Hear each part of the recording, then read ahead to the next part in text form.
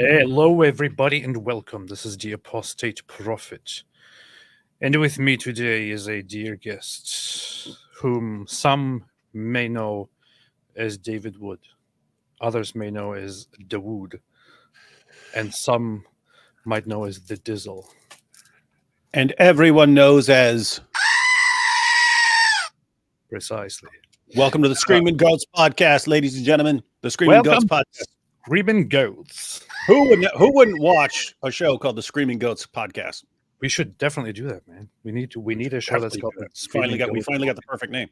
Yeah, the Screaming Goats podcast. Speaking of goats, so I was just preparing. I was just getting ready. I was just setting things up here, and as I was putting my laptop down, like I'm moving it around. As I was putting it down, I did something wrong here, and accidentally knocked a few things over from my desk, which I used yesterday on the screen, and they broke. I witnessed violence firsthand right here. And one of those things that broke is this Muhammad statue.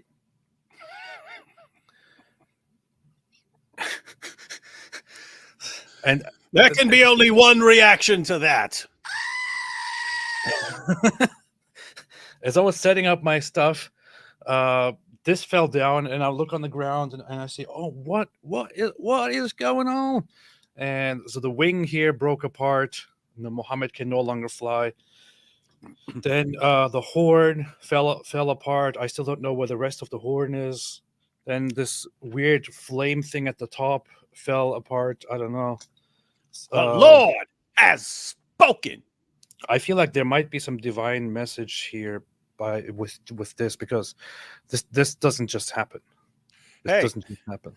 Hey, if a couple more parts fall off of it, you could say it's Allah. if the left arm falls off and you glue it onto the right side and so on, you could actually make an Allah out of that thing. That's a good point. For those wondering why I have this statue, I know people always ask. It's because this is actually a statue of Muhammad. Some people might know it as Baphomet, but it's actually Muhammad. That's what it is. For further context, I will probably explain sometime. Yeah, David, what's up? Hey, what's up? I wanted to say that it's a divine message, but you know what also happened here? Like I also had a Buddha sitting here, and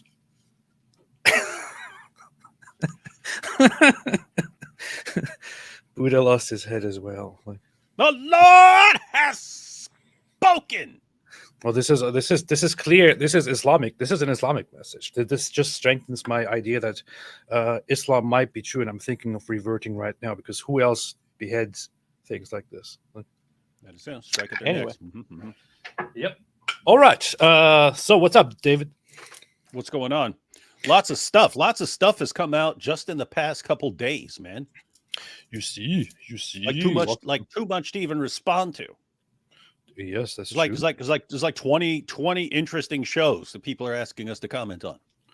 Yeah, too many interesting shows. Today we are going to look at one of those interesting shows. David, are you aware of these people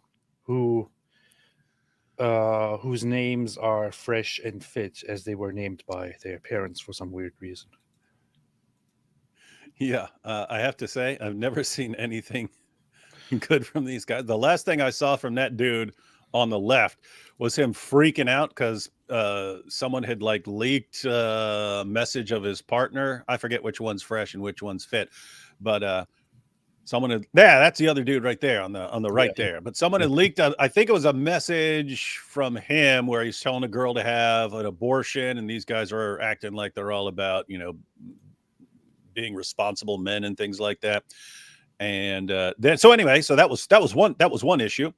But then people called out the other dude and were telling him, hey, what's your take on this? And he gave the most epic tantrum I've ever seen. I'm talking like kids included, kids flailing around on the floor because they didn't get candy included. I've never seen a meltdown like that. I've been to multiple mental hospitals where I've seen people just completely lose it and melt down. I've never seen a meltdown like that. And these guys are like the strong representatives of masculine manliness now. Very, very masculinity. Very course. masculine. Oh boy. We've been through hell together. You know who was around me the whole fucking time? These fucking guys. So These guys right here, man. These guys right here. Anywhere. I'm gonna stand by the guys that stand by me. Cause you fucking piece of shit are fucking there when I'm going through it. You piece of shit are fucking there when I'm Anyway, so yes, these are those are precisely the people that we're talking about. Fresh and fit. I'm not sure. I think this guy. I think his name is Myron. I know that, but Myron sounds right.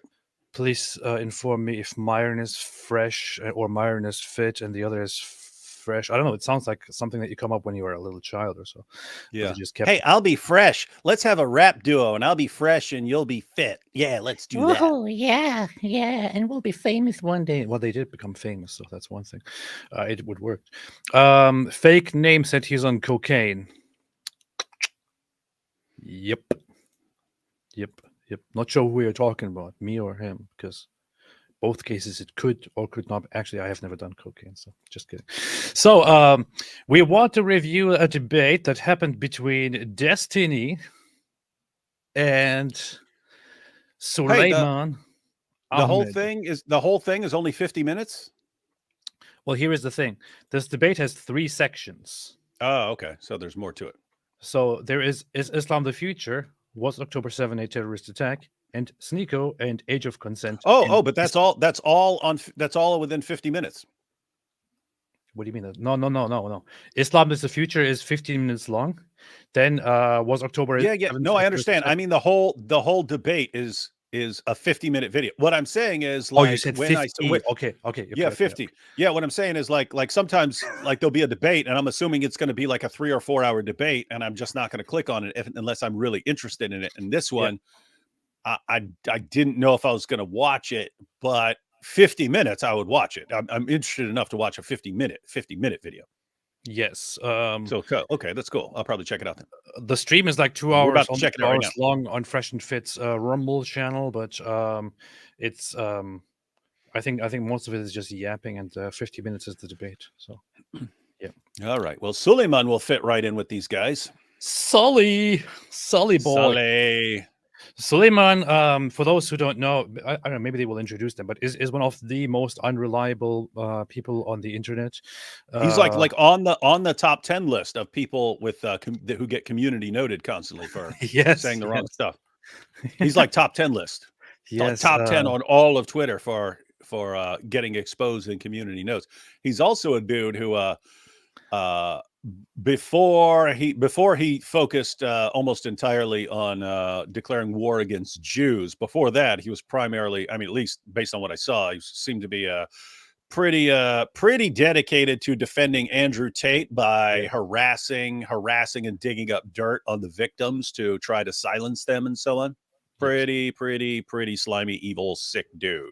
Yes, this account here, community notes violating people, actually regularly posts top 10 accounts with the most community notes. The last one published on April 16th was Illuminati bot number 1, Concerned Citizen, and so on. Jackson Hinkle number 4, of course. And then noticing a pattern here.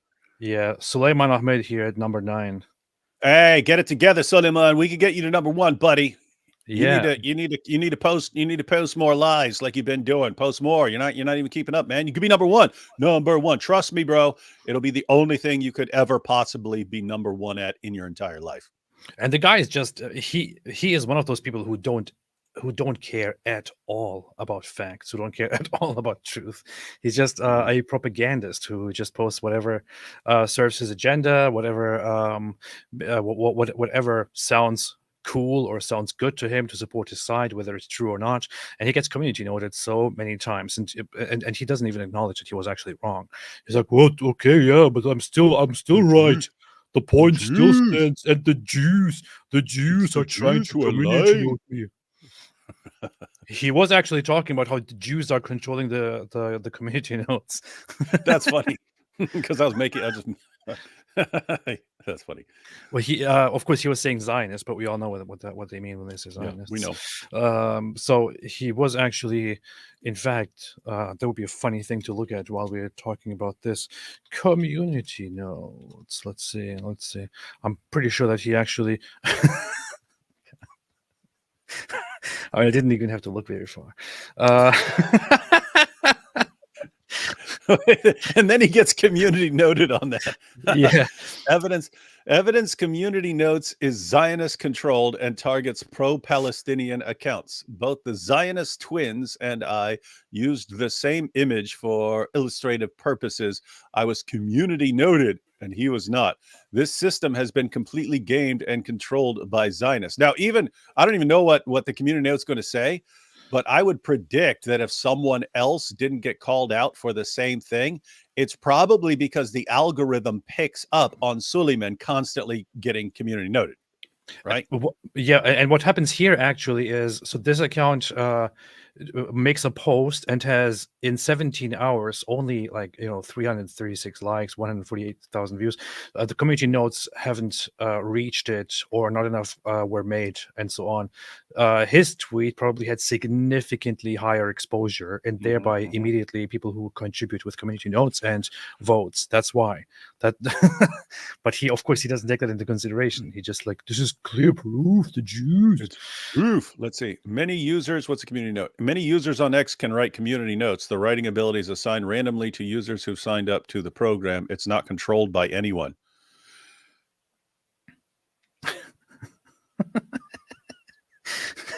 No, it's the Jews. Like Elon has a room full of Jews, rabbis. Our community note's going to allow us to post who did 9/11. No community note, by the way. That's funny. Community Israel manipulates community notes and so on. Anyway, so this guy is a complete joke. But aside from that, of course, we don't want to talk trash about this wonderful person who is going to now do a debate and show to us that Islam is the future. Let's look Islam. I believe that Islam is the future. That's how the song goes. Nice reference. 32 minutes or 2:30, right, to go ahead and give their full stance and then get uninterrupted, and then the other individual will go ahead and give their full stance uninterrupted, and then we can go ahead and. What in the world is that noise? What? You hear that too, right? There's this cracking. Do a back and forth after the first round, at least when the stances are made. The first topic. Let's see if it's just his mic or the other guy's. I wonder if it's just. It's still audible. First round, at least when the stances are made. The first. Yeah, I also downloaded the version directly from Fresh and Fit, and it has the same noise. So, I just have to continue. Yeah, they just have a crap sound guy. Yeah. What the hell am I doing? Yo, we are so familiar with y'all. We forgot to introduce y'all ninjas. Yo, Desi, I'll start with you, man. Can you introduce us to the people for the people that have been living under a rock? Yeah, I do. That's life. That's what all the people say. That's life, man. Just got to put up with it. They have crap audio. We can still hear them. We can still hear what they're saying. Joshua said $100 courtesy of Arnell Letic. He educated me today. Apparently, Aisha wasn't 9. They don't start counting until after puberty. Yeah, you see. So 12. They make claims like that. Yeah. 12 minus 14 plus 9. This is the proof you're finished.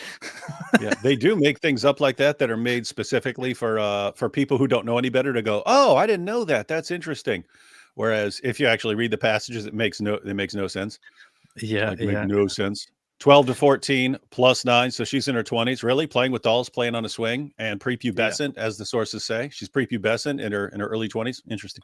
It is ridiculous. Absolutely ridiculous. Absolutely. No, they only mean prepubescent if you count from after puberty. So once a girl reaches puberty, then you start adding numbers to it. If those numbers are the age of a person who, if you didn't factor in the fact that we're already talking about after puberty, if the number of years after puberty would be the number of years of someone who would still be prepubescent, if you weren't using this complex Arabic number system, then you can call her prepubescent, even though she's in her 20s. Alhamdulillah. Yeah, that's not Mental that's not how gymnastics. any of this works. This is complete nonsense, complete garbage. The hadiths clearly say that she was 6 years old at marriage and Yeah. 9 years old at consummation. So, and it describes her as a girl who hasn't reached puberty, and then at some point who apparently it is implied probably does reach puberty at some point. We don't know Yeah, exactly because she when. starts talking about Muhammad molesting her during her Yeah, menses and stuff. yeah, and Hey, yeah, unless you want to, of course, accept that she was probably like she was, I don't know, she reached puberty. Wait, this doesn't even make sense. It makes no no, sense it at all. doesn't. Anyway, It continue. makes zero sense, dude. Yeah, what you can, guys, when someone says something like that, when someone makes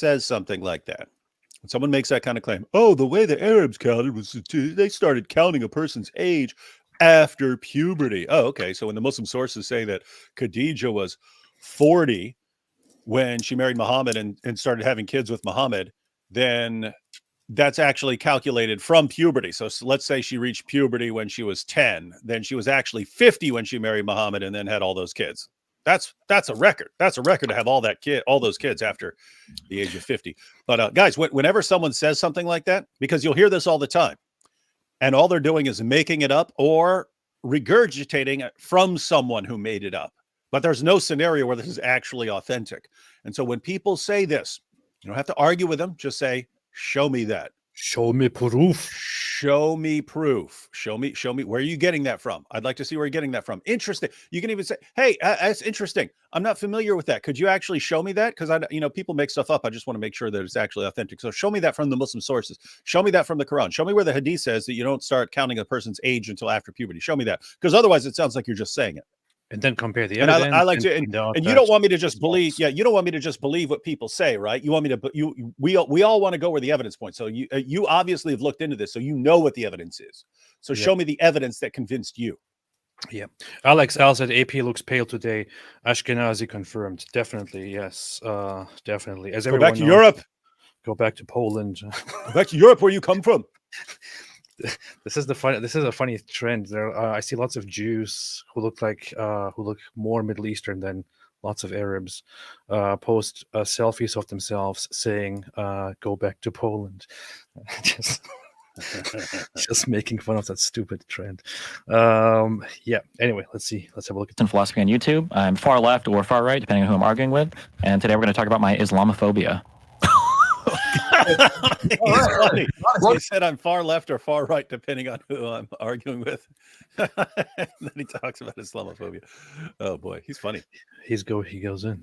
Welcome to the show, Destiny. Thanks. Welcome back.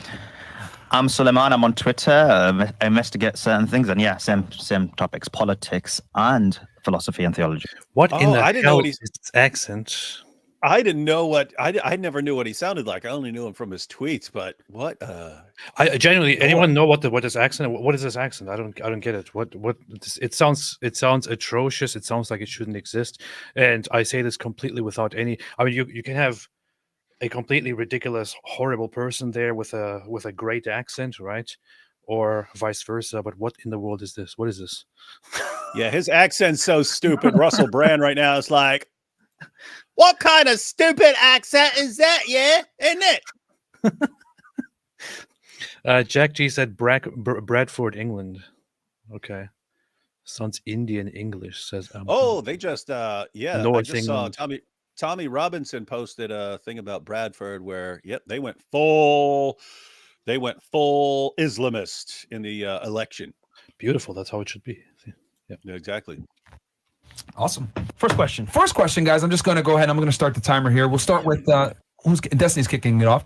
Open-ended question: is Islam the path? And I'll just leave it open-ended, and you can go ahead and take it how you want. The path to what? I'm the champion of Hell, yeah. Destruction, chaos, terror, yeah. Yeah, I understand Pedophilia. asking the question and leaving it like that, but that's a little bit too open, and isn't it? Like, Is Islam? Yeah, Destiny should have said it. Is Islam the path? The path to pedophilia? Yeah. Next question. That's exactly what he should have is said. Islam the path to hell? Yeah. Man. Is Islam the path to the destruction of Western civilization? Yes. Yes. Is it the path to a number of Sharia compliant hellholes that no one wants to ever live in and people have to then flee? To other places, yes.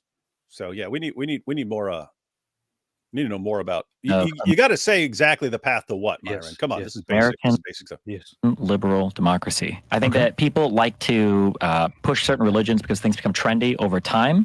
But I think the important thing to keep in mind is right now, America runs the world. We don't just run it militarily. We don't just run it economically. We also run it culturally. And I think the reason why is because our values allow so many different types of people to come here. Like, just look at the four of us, around this table. Like, how many people here are from other countries or whose parents were immigrants? Like, the only country in the world where all of these different types of people, different types of religions, different types of ideologies can come together and then form a business in a capital free investment environment and then broadcast that to the entire world on American invented technology is the United States of America.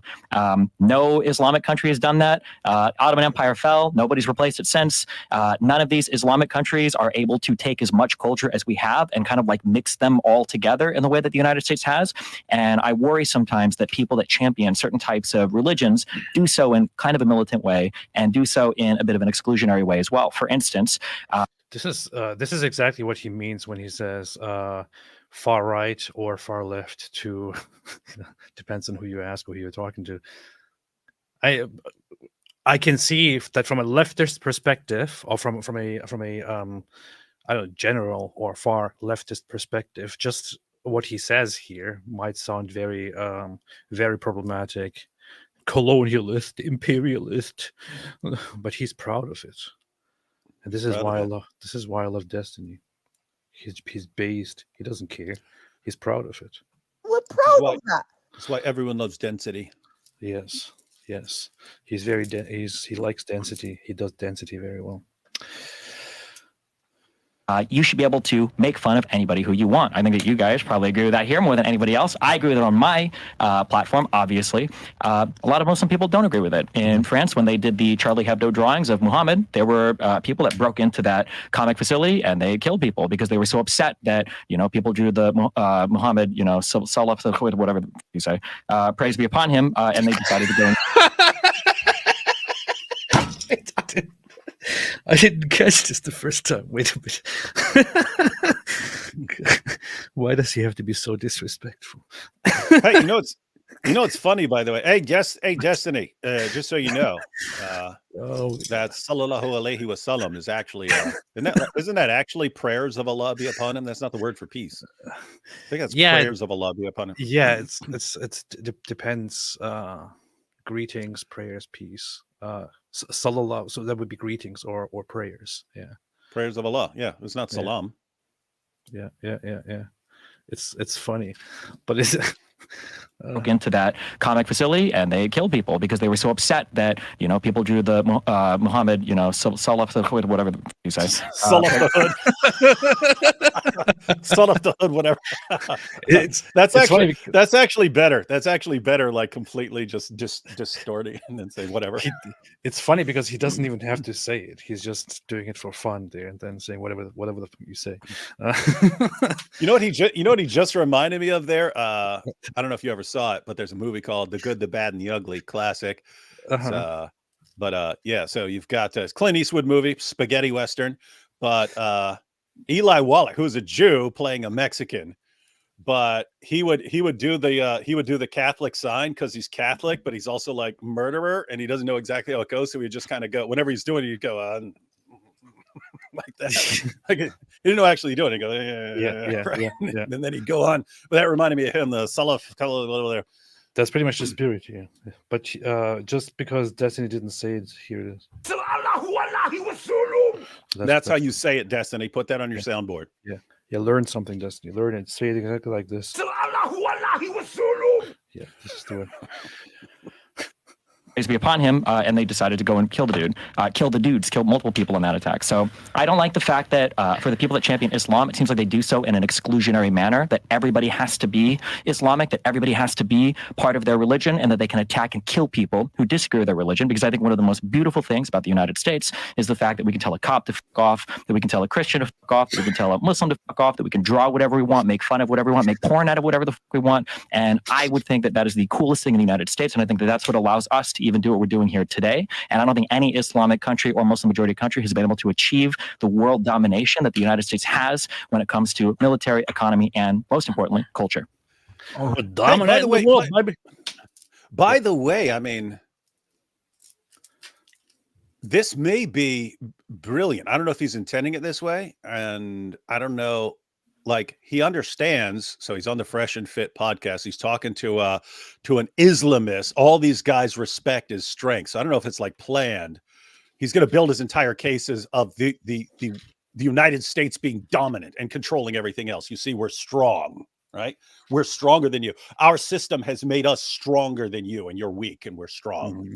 I don't know if that's like intentional. Like, he understands he's dealing with people who have this mindset of we're stronger than you. What are you talking about? We dominate you. We dominate you. You come to us and we control you. We can bomb you into any time we want. That's based. That maybe. In other words, I don't know. I don't know if like if he were talking to someone else, maybe he'd have a different case, but he's talking to a Muslim. I don't know if he like dials up and it's just we're dominant, you're weak. Yeah. Interesting. But this is the right approach. It's a good approach. It's like and this is what I like about how he argues with these people, which is that he doesn't argue from a he is not submissive or defensive. He says precisely what he thinks. Where America for a reason is influential in the world, for a reason is influential in its own culture, over the people who come to America.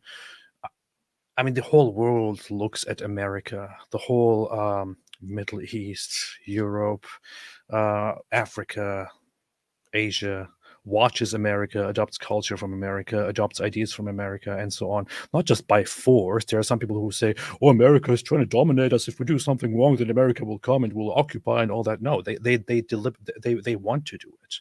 They want to adopt American culture. America is, and some critics or opponents call this cultural imperialism, but it is not done because America forces people to. It is done because America just has a superior culture. That's what it is.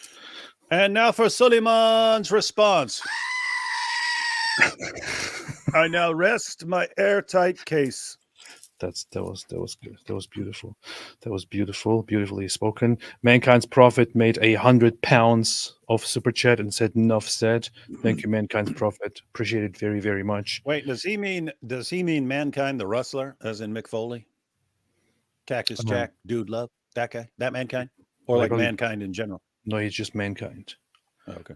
But here we would like to say people kind. So that's that. Based America said Assyrian Titan. Rob Dog said, yeah, that Jew mocks your faith, but I don't know what you're talking about, and I don't know if you're referring to Destiny here, but Destiny, pretty sure, is not Jewish. Yeah, that Jew. Just because he has that Jew Destiny. Just because his hair is like that doesn't mean he's Jewish. But look at him, he's right. He's pale. Look, he's smart and he speaks fast. That means he must be a Jew. He's smart and he speaks fast. Ben Shapiro is smart and he speaks fast. He's more intelligent. Ben Shapiro's a Jew, so Destiny must be a Jew too. Thus, following Sneeko's reasoning, if a Muslim prays with his forehead to the ground and a Christian does, then the Christian's a Muslim. Yeah, he's more intelligent than me. I'm not as intelligent. That means he's a Jew. How else do you explain this? Yeah. Right, that's 2 minutes on the dot. Okay, thank you, Destiny. Sulaiman, I'll turn it to you, my friend. Yeah, of course. So first of all, I agree with his analysis of America, right, and American culture in current times. When he's mentioned about advancements, that's right in current times, but then obviously that's failing and it's ignoring the entire. Is he going to actually argue that Islam has done this contributions? And if we go back to the golden age of Islam, and Islam invented algebra and coffee and all this other nonsense that's been exposed like a trillion times? He will probably do that. I'm just trying to figure out what he's saying, because at some point I can't. And they invented the camera phone. I saw that in the video.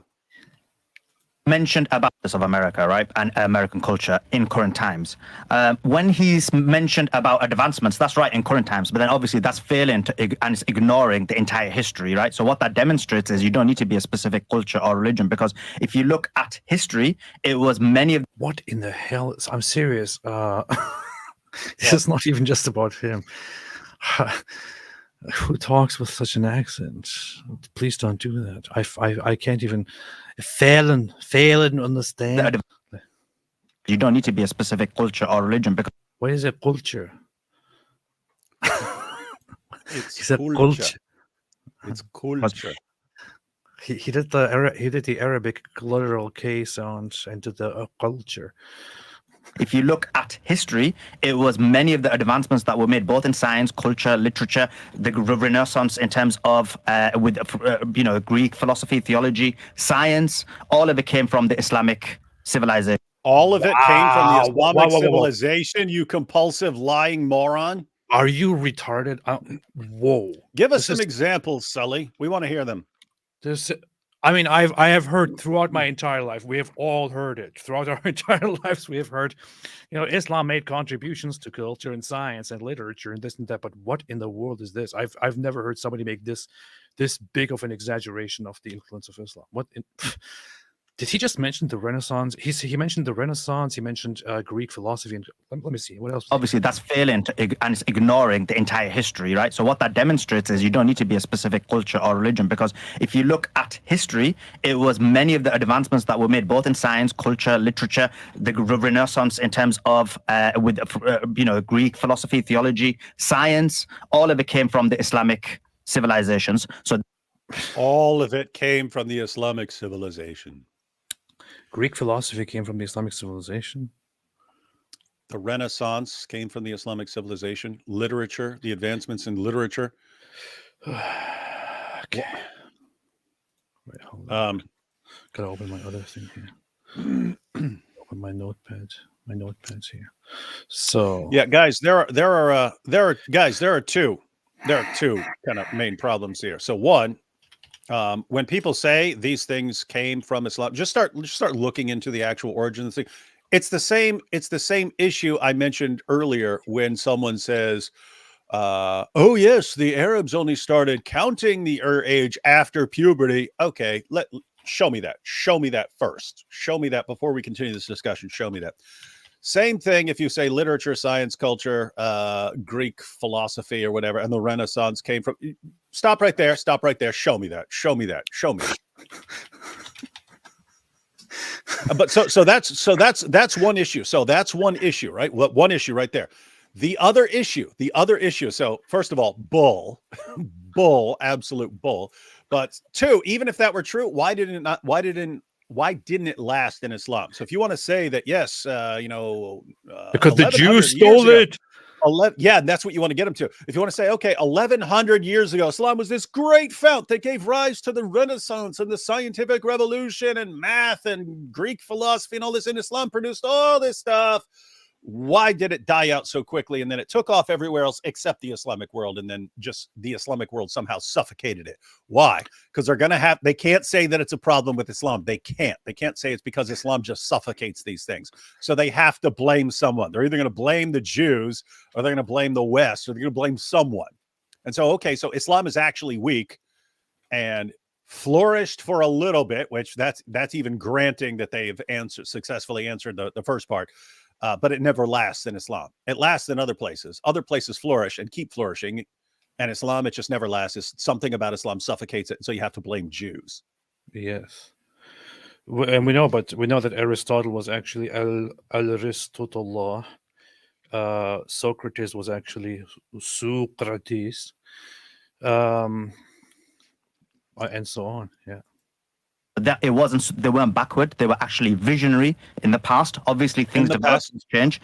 In terms of Islam being exclusionary, that's completely not true. Like Islam within or totalitarity allows all religions. Totalitarity?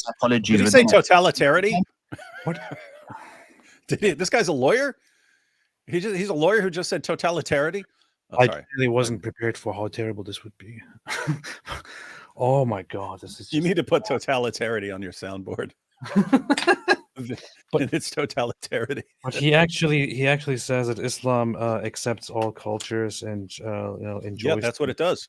That's what it does. That's why Muhammad said in Sahih Muslim, "I will expel the Jews and Christians from the Arabian Peninsula and will not leave any there but Muslims," because he wants this This all faiths intertwined, working as one. Yes, Islam allows all cultures. Well, this is too much, man. I don't know how we're gonna get even. So the first You're not going thing to get is through 10 minutes of this, man. Islam brought everything. That is his first issue. His second issue is Islam loves everything. Islam allows all cultures. All right, man, this is just so bad. Terms of what he's talking about in terms of freedom, I'm for all the freedom. The problem is we're seeing in real time that this propaganda no longer works, because in reality we've seen it. You speak against Judaism, you speak against Zionism, and they completely want to censor you. You're not allowed to mention. Like Really? you're doing right now. Yeah. Wait a minute. This guy and all his buddies complain about Jews all day, every day. And what did X do? She said, "Hey, let's bring back the king of it, Nick Fuentes. Let's bring him back." They're platforming people who hate Jews. Look at this. Sheikh Sulaiman. I'm just searching for Zionism, like the simplest term here. Zionism. Endless posts. Every day, all day. And this is the proof. Look how we've been silenced. Look how we've been silenced here. This is the proof that we've been silenced. Isn't it amazing? Is it? I mean, I just find it amazing, like the complete disconnect from reality. Everywhere I freaking look, all I see is Jews, Jews, Jews, Jews, Jews. And then simultaneously with that, it's, why aren't we allowed to complain about Jews? How come we're not allowed to complain about Jews? Jews are stopping us from complaining about Jews. Look at this. You can actually never see these things publicly. I have secret access to all of this. All of this is censored. I have secret access to all of this because I work together with the Jews. But otherwise, whenever you criticize Jews, you get censored, and all of this is hidden by the Jews. Only I can access this right now because I have favors with the Jews. I mean, but let's be serious here. People like these, they talk all day about Jews and Judaism and Zionism and praise Islamic terrorism, praise Hamas, and so on, and nobody does anything about it. Right? But you have not just anti-Zionist, anti-Jewish memes. You have like literal Nazi propaganda on Twitter, meanwhile, and nobody does anything about it. You have them posting hook-nosed Jew cartoons. Nobody does anything about it at all. You have them making jokes and wishing for a Holocaust or denying the Holocaust. Nobody does or says anything about it. Nick Fuentes is now back on Twitter, and so on. People actually openly praise Hitler. These tweets, these posts are still there. Nobody censors it. What in the hell are you talking about, man?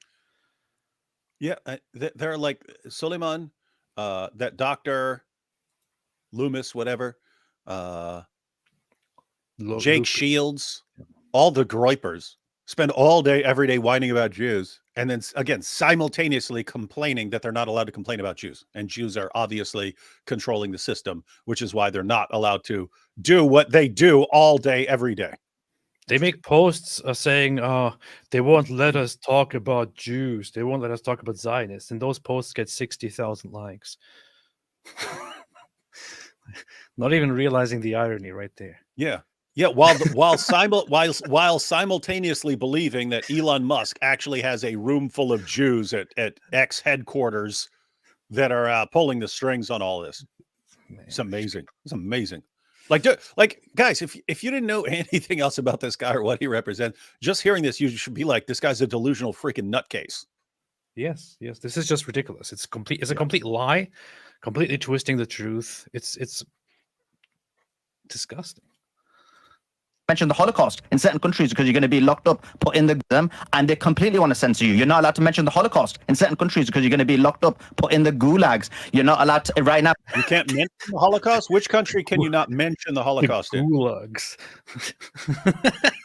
Okay, he has one point here, which is, yes, there are countries which actually make it punishable or illegal to say certain things, like denying violent events against. No, he said. Didn't he say mention the Holocaust? Yeah, he did. But we know what he means. I want to know which country that is. Well, we know what he means, like in the UK, for example, or in Germany. I mean, I know Germany very well. Germany, obviously, because of the history. Yeah, you darn right you do. If you meddle with the history and you deny the Holocaust or justify it and so on, you get in trouble with the law. So that is one real thing. But this is really his example. This is really his one. This is actually the only example that he could bring of being censored for saying something. I'm really wondering what else he will bring. Now, in the United States, you can't even do BDS in 34 states because of Zionism. So as much Bullshit.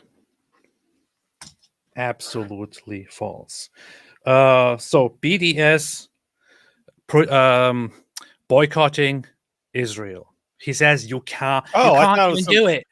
I thought it was some weird sex stuff because I don't know what this guy's into. But every time I hear from a Dawa guy, it's all golden showers and feeding each other grapes and crap like that. So I thought you can't even do this. And I'm thinking, oh, what is this weird, creepy stuff you're into that you're not allowed to do when you come to the United States? You can't even do BDSM in the United States. But no, so he's not talking about sex fetishes. What he's talking about is the BDS named Boycott, Divestment, and Sanctions Campaign, which is an organized pro-Palestinian and pro-terrorist movement to encourage people to stop buying and stop trading with Israel. However, he is lying, because when he says you can't even do this in so many US states, what he actually means is not that you are not allowed to do it or that you will get in trouble with the law. What he means is that certain states in the United States have passed laws according to which if a company, for example, engages in targeted boycotts like this one, like boycotting Israel, they will lose certain rights, like government funding or tax relief and things like that. That's all there is. That's all there is to it. So you don't get imprisoned or arrested or fined or whatever it is. It is just about withdrawing fundings or relief and things like that. That's all it is. This is what he means when he says you can't even do it. Yeah. So I was thinking about that being something perverted and what it could possibly mean. And I was like, well, what would it stand for then? He's complaining. Did you know that in the United States, you're saying that it is this free place, but we can't even do what we do back home called BDS, which is banging the sheep. We're not even allowed to do that in 34 states. You call this a free place? Back home, we're all about banging the sheep, and you can't do it in 34 states. Yeah. We call it BDS. So you have an example here. For example, let's see. We have certain maps which have, and by map I mean I'm referring to actual maps, a visual of countries, not to Islamic apologists who are minor attracted people. So here, for example, we have an example from the state of Illinois. It says, signed a historic legislation making Illinois the first state in America to divest its public pension funds from companies that participate in the boycott, sanctions, divestment movement targeting Israel. So this is what he's talking about. To divest its public pension funds from companies that participate in the in the boycott, sanctions, divestment movement targeting Israel. This is what he means when he say in America you can't even boycott. He's actually equating this to not being allowed to criticize Islam in a certain country and going to jail or being imprisoned, for example. This is just so stupid, man. and even do BDS in 34 states I mean, a BDSM. because of Zionism. Not allowed to bang the sheep. So as much as he wants to say it, it's not. And when you look at extremism, yes, there are extreme elements within Islam. One isn't going to deny that. But from a proportionate perspective, we've seen it, the extremism that's happened within Zionism. And so extremism is bred from. What is the extremism in Zionism? They want to live. That's extreme. We want them not to live. They say, no, we get to live. This is the extremism of Zionism. He's saying we've seen it as if we have talked about it and established a certain fact. That's not how it works. From different ideas, cultures, and it's even from atheism. We've seen the huge amount that's happened in terms of atheism. So extremism is everywhere. Now, in terms of Islam, I've got no issue with people being Muslim, Christian. They can be what they want, right? No problem whatsoever. My issue is when there's dual standards. So someone like Destiny feels pretty chill about attacking Muslims. No problem. All good. As long as you're willing to debate the ideas, right? But the same type of people basically lose their minds if you're willing to talk about Judaism. They'll call you anti. Why in the? This has nothing to do with the topic at all. And why is he talking to Destiny? Is Islam the future? And he's talking to Destiny because he's supposedly responding to Destiny's point about being free to discuss and being free to criticize and having an open society like that and so on. And then he's talking about how I personally don't have a problem at all with people saying whatever they want about Islam, but I have a problem with the double standards. Like as soon as you talk about a different religion like Judaism, who does that? Destiny doesn't do it. He's your opponent here in this conversation. Secondly, why in the world is this relevant? Why in the world is this relevant to the conversation about is Islam the future that we are having? Yeah. Guess what? Destiny's point. He could have argued in like 37 different ways. He chose to say, in effect, that whatever we have in the West has made us very powerful and very prosperous, way more powerful and prosperous than you. And therefore, if we talk about something that's the future, it's not going to be you. You don't make powerful, prosperous places. You make crap holes, and then you have to come asking for handouts from Western nations. So whatever the future is, it's not you unless the future is a dystopia. And then this guy responds, but what about Zionism? Well, that's another example. They took a place and made it very powerful and prosperous. So powerful and prosperous that the entire Muslim world can't touch it. So it seems like they would be the future and not the people who are reduced to whining on college campuses and, well, if we can't fight you, then we'll go put a tent over here. Okay, what's your plan there? If I have a tent, I got a tent, and then I'm going to take a garbage can. I'm going to chop up the garbage can. I'm going to use it as a shield. I'm going to charge at police and get the crap beat out of me. Wait, what? These are the brilliant plans that come out from your position? Because this sounds insanely stupid, and it kind of explains a lot right now. It does. But especially if you're going to talk to Destiny, you should probably not bring up this whole idea of, you can't even say anything about other religions or other ideas. Destiny is one of the last. Yeah, doesn't he blast in all directions? He does, and he also doesn't even even if you say the most messed up, most unacceptable things that are completely evil to him, he doesn't shut you down for it. He actually laughs about it and talks about it on his channel. So the guy is like the least pro-censorship guy. They'll want to put you in jail. So there is the dual standards, and and Judaism has the same standards that Islam has. The only difference is by the way, think about like the examples that he gave there, right? So his examples of it's dual standards. What is Destiny saying? Hey, if you criticize Muhammad, even in a Western society, you'll have jihadis coming and breaking into your place and slaughtering you in the name of Allah. I don't like that Islam does that. And his response is, but it is illegal to bring up the Holocaust in certain places. What he really means is to deny the Holocaust because they were coming up with methods of shutting down Nazis in a post-Nazi world. Yeah. Don't reestablish. They were so concerned about Nazis not regaining their ground that they're like, you even freaking start talking about this stuff, we've got a problem with you. There were reasons for it. If you want to say now, keep in mind, I'm from the United States of America. You can deny the Holocaust all day long. You sound like an idiot, but you can deny that all day long.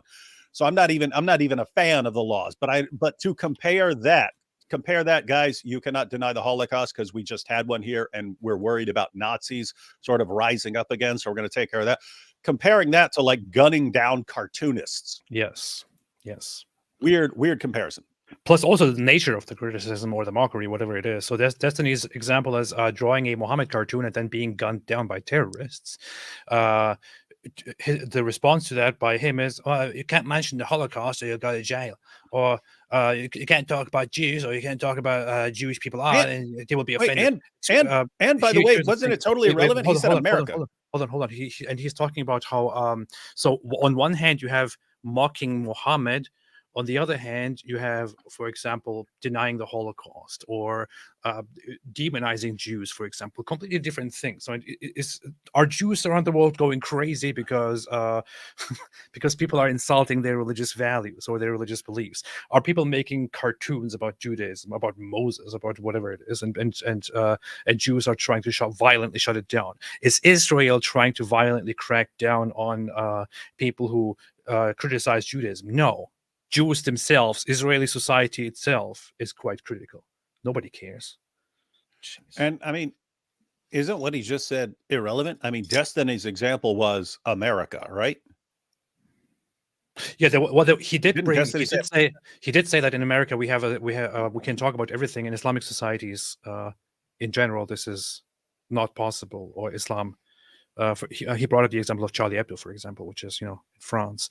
How Yeah, but he's saying can't that's Islam. Like, I don't want that spreading because that's what that ideology does. He goes, here in Yeah. America, we can say what we want, and I like this. And then Yeah. Sulaiman brings up, but in some places you can't bring up the Holocaust. No, true, That's you can true. bring up the Holocaust.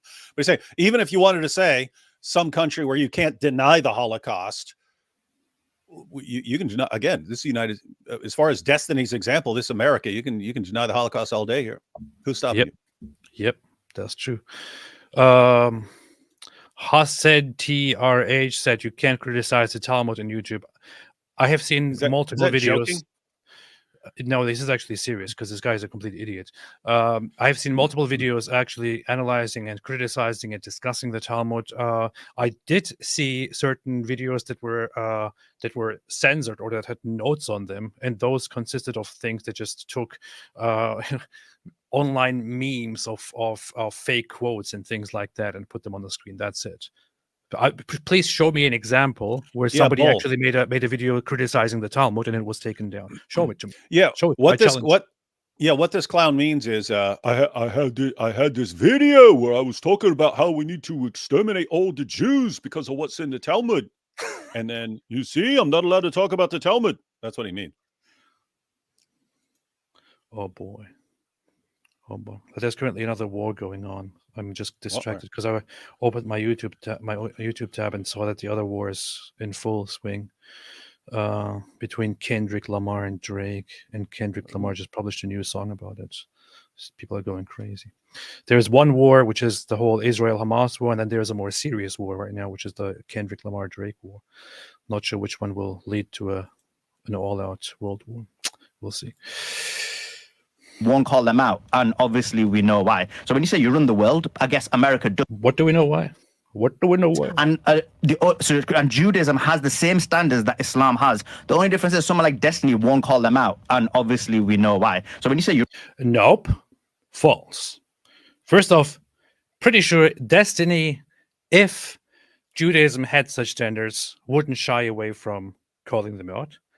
But secondly, Judaism doesn't have the same standards. Okay, Judaism doesn't have the same standards. Judaism doesn't tolerate people going out there and actually violently shutting down people who insult Judaism, or I don't know, whatever it is. Or what standards are you even talking about? What standards even relevant to whatever Destiny just mentioned are you talking about? And yes, I've heard on multiple occasions, Clementine says it, Destiny calls Jews out all the time. I've heard on multiple occasions Destiny talk trash about different beliefs, including Judaism and Jews. This is just so stupid, man. You run the world. I guess America does from a covert perspective, but not from a covert perspective. Okay. I'll turn it over to you. Dude, did we hear one word about why Islam is the future? Nope. From Sulaiman? Nope.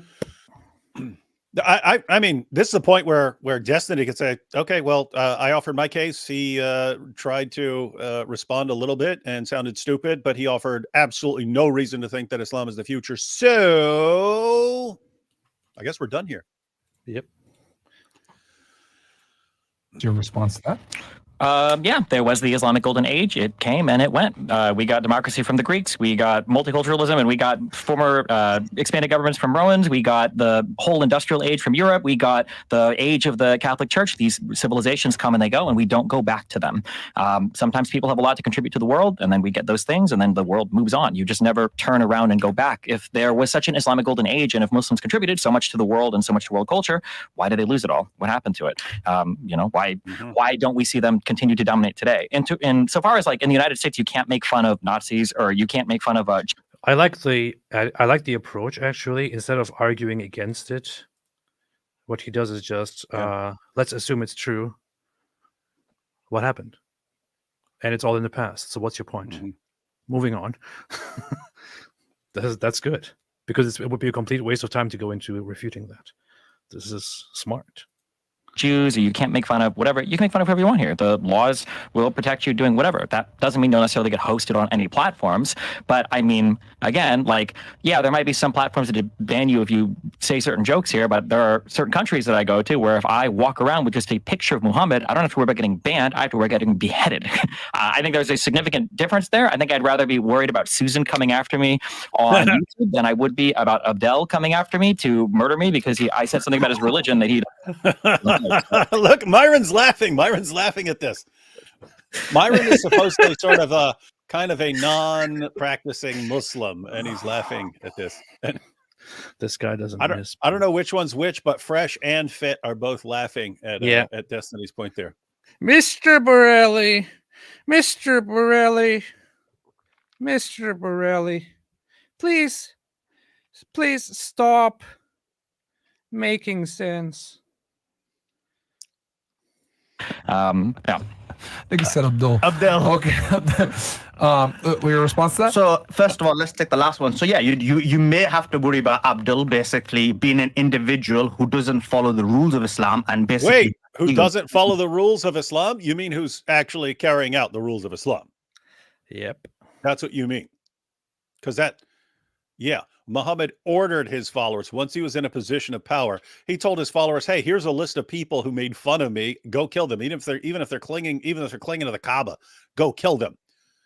And Muhammad allowed vigilante justice over people insulting him. So there's that famous hadith in Sunan Abu Dawud where a man had a slave girl who was the mother of two of his children, and she made fun of Muhammad, and he stabbed her to death, and the blood ran all over one of her kids. Muhammad found out that some woman had been stabbed to death, and he said, "All right, we're going to get justice here." And the guy came forward, "But Muhammad, she made fun of you." Muhammad said, "Oh, okay, no penalty then." You forgot to So Muhammad thought that vigilante justice over people making fun of him was perfectly good. Sulaiman here, oh, no, this is not Islamic, even though it's exactly what Muhammad taught. Very, very, very, very, very much. There is some nuance. There is a middle ground here, or there is something that that could somewhat support what he's saying, but it actually doesn't really support what he's saying. Which is that later on, throughout Islamic history and Islamic jurisprudence, I know that in certain schools of Islamic thought, like in the Shafi school or the Hanafi school, for example, it is generally ruled that if an individual does something for which he deserves to be killed, like blasphemy or open apostasy or spreading corruption and so on, normally under the law, an individual is not supposed to go and kill that person. However, it is not considered haram and punishable by Allah to do such a thing. All there is, according to Sharia laws under different schools of thought, is if a Muslim individual goes and kills a blasphemer, for example, this is a misdemeanor, and the caliph or the law is supposed to bring this person to justice, and the punishment can then range from forgiving to reprimanding to small light punishments up to, I think, a few lashes. That's it. Just to discipline and to bring order and to say, we don't do that. Leave it to the law. However, it is not forbidden. It is not absolutely forbidden, and it's not haram to actually go out and do that yourself under Islamic law.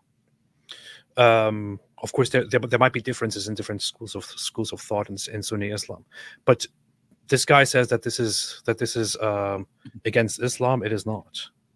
There is no such thing. And even if you gave the full benefit of the doubt and went the Ali Dawah direction like that and said, "Oh, but this is only in an Islamic state," Destiny's point would still remain.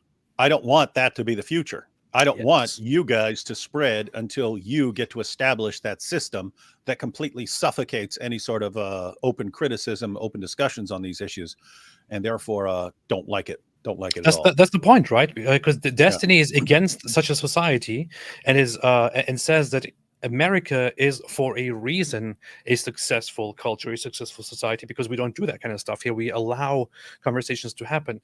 When Sulaiman Ahmed then comes with the objection, well, of course, some Muslims go around killing people, but of course they're not supposed to do that because they're individuals.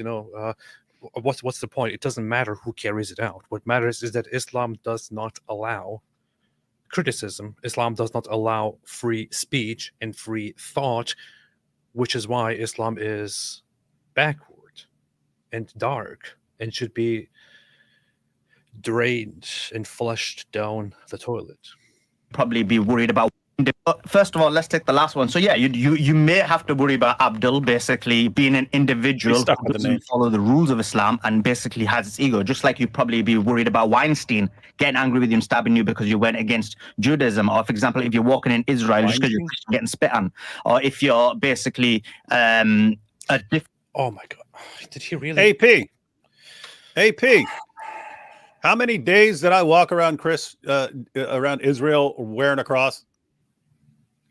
Every single day that we were there.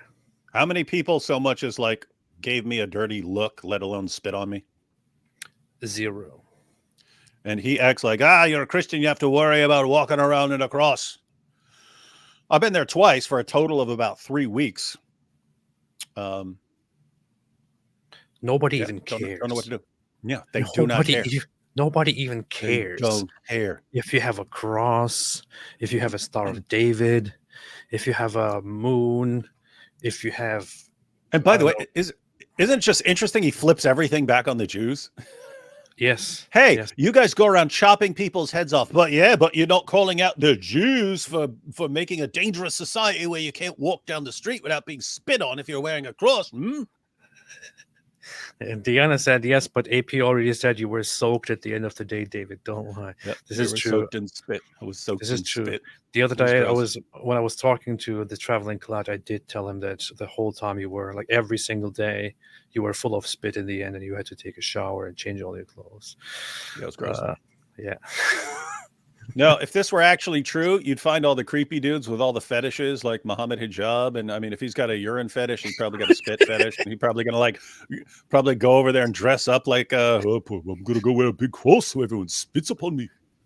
I should probably clip or make a video of it. But I talked about the whole issue of people saying, oh, in Israel, the Jews, they spit on you. I talked about that before.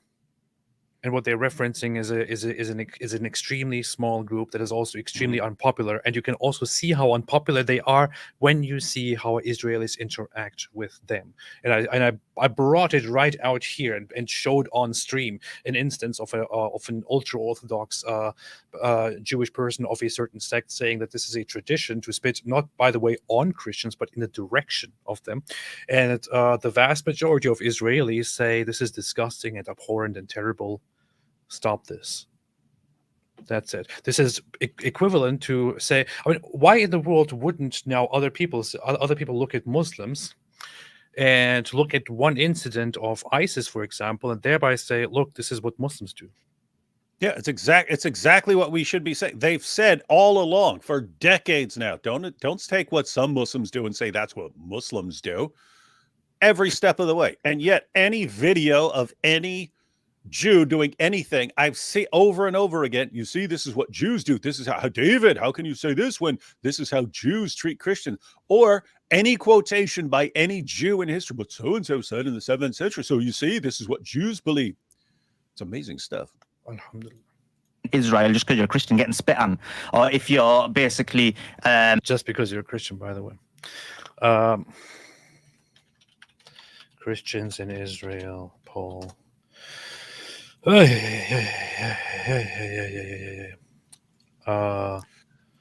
Here, just Google it. A 2021 survey by CBS found that 84% of Christians were satisfied with life in Israel. But hey, ask this guy.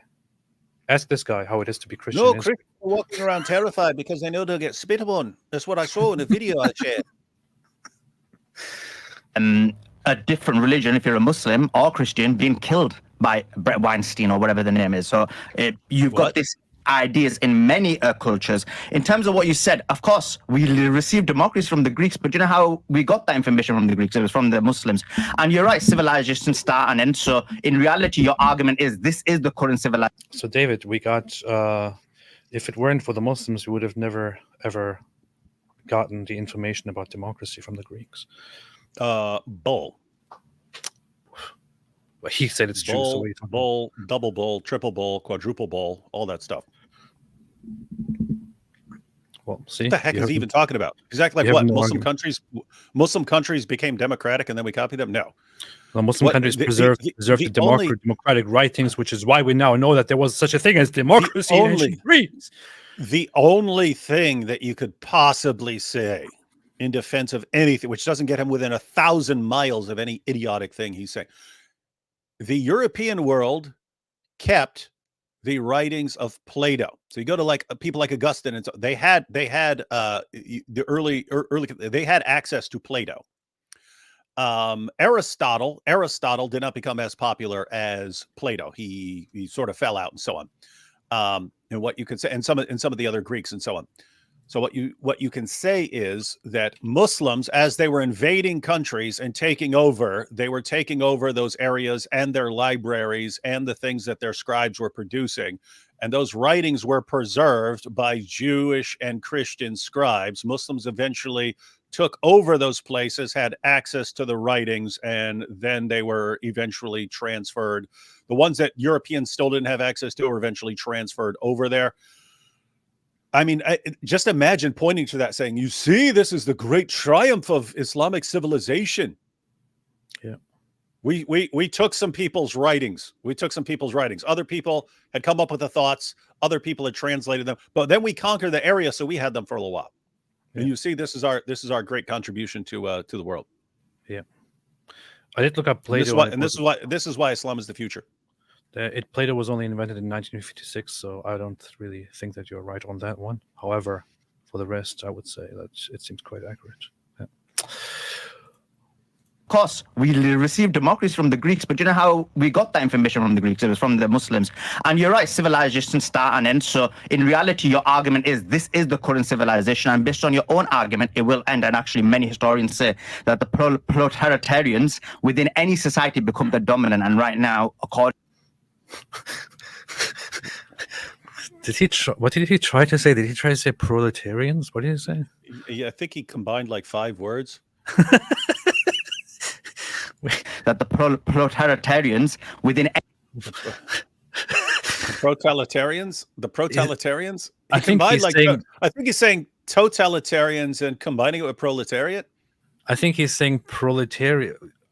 one argument, it will end. And actually, many historians say He's trying to say proletariat, but that the proletarians within any society become the dominant. And right now, according to even historical literature, the proletarians Oh my are goodness. the Muslims. So this could be Yeah, I see why he sticks to Twitter, because this would not be a good lawyer in a court. And Your Honor, the proletarians of the proletarians, what I was saying, what I was, you know what I'm saying, Your Honor. I don't even understand. Is he trying to say proletariat? Is he trying to say the plutonitarians? Is he to say that the totalitarians? What is he's? It's the Plato, the proletaria Platotarians. Which part I wish did he you would understand? clarify. I wish he would clarify. I mean, this is the first thing I went for as well, the proletariat, but he makes it all very complicated. I don't get it. I don't know what he means. the society become the dominant. And right now, according to even historical literature, the proletarians are the Muslims. So this could be a situation where they The over, but I'm not- proletarians are the Muslims. Proletarians. saying they should. I'm not I'm looking at advocating that. Destiny's I'm Child. just from a historic perspective. When you're looking at civilizations, civilizations come and fall. Totalitarians. Your Destiny's Child also doesn't get what he's talking about. This is fantastic. You know what's crazy? What's crazy is there is a completely honest, straightforward There's a Look at this- completely Look at this comment here. It just says plot of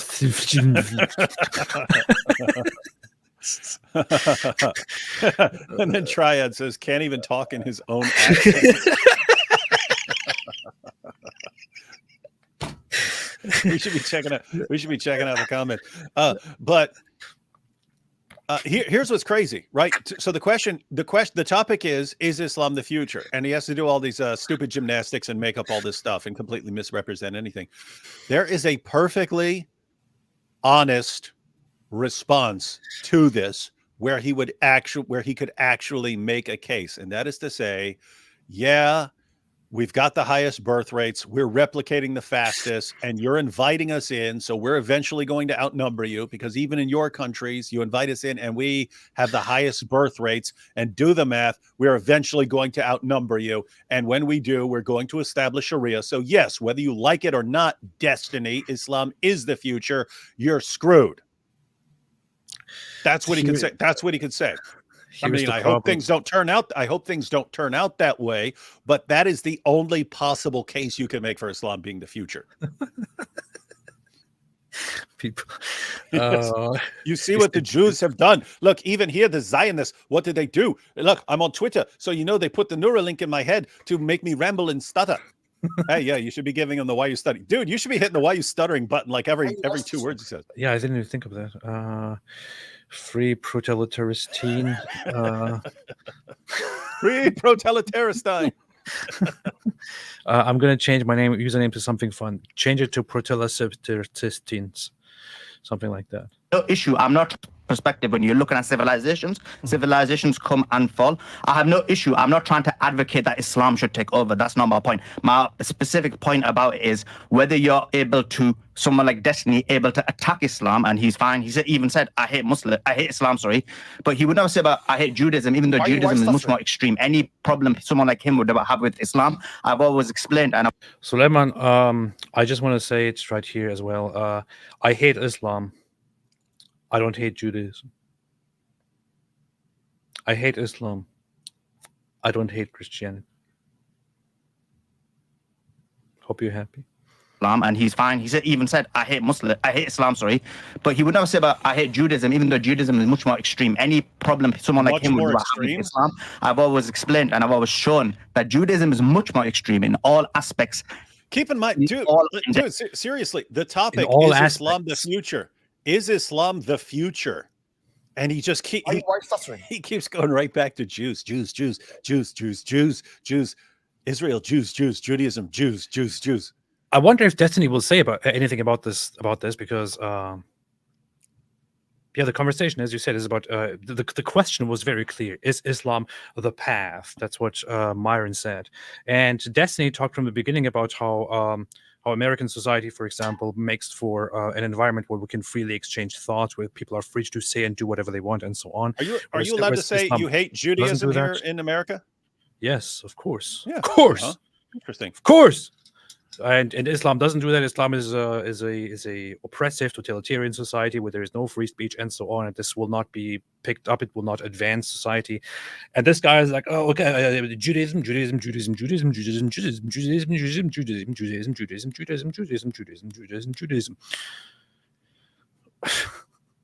This guy is just obsessed with Jews at the moment.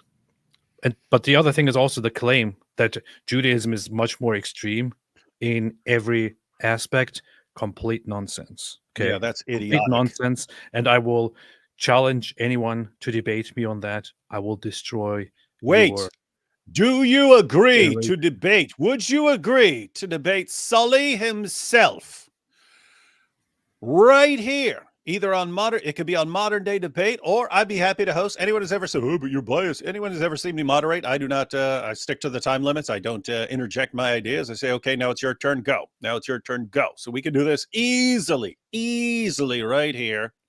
Sulaiman, doors open. You have an open invitation to debate the apostate prophet on this issue.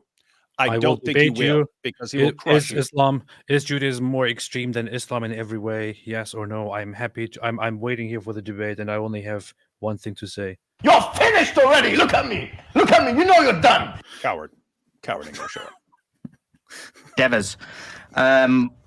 So yeah, in terms of YouTube being banned, so yeah, you can deplatform someone, you could take someone's voice away. That's one aspect. But also we've seen the genocidal nature of extremist regimes, whether it comes from all religions or no religions, and we've seen that in real time right now. Again, what in the world does it have to do with the topic? Yeah. Hey, you shouldn't have a problem with Islamic genocide because other groups have done genocide too. Everyone's doing it, Mom. Everyone's doing the genocide. So what's your problem with Islam doing it too? Everyone else is doing it. Everyone's doing it. All my friends are doing the same thing. I want to do it too. It's not a problem if everyone's doing it. Yeah. Just a follow-up And just a question. final point. Go ahead. Just a final point. There's a reason why we're on YouTube discussing this right now, and we're going to be talking about Zionism in Rumble. So that says it all. Okay. can I'll I let you. real Yeah, quick? please Yeah, go ahead just and real then quick, I'll like, follow up question. I mean, I'll shit on Judaism, but the problem is not many people care. If I go online and I start talking about like, Jewish people like bite off foreskins or some shit when they circumcise kids, like every Jewish friend I have or every Jewish guy online will be like, yeah, that's pretty weird. We don't really do that much anymore. Yeah. Like, that's what everybody will say. If I go online, I talk about like marrying or fucking 9-year-olds, or if I do like, here's a funny picture of Muhammad, AI generated, I've got like 5 million death threats in my inbox. It's not even remotely close. Yeah.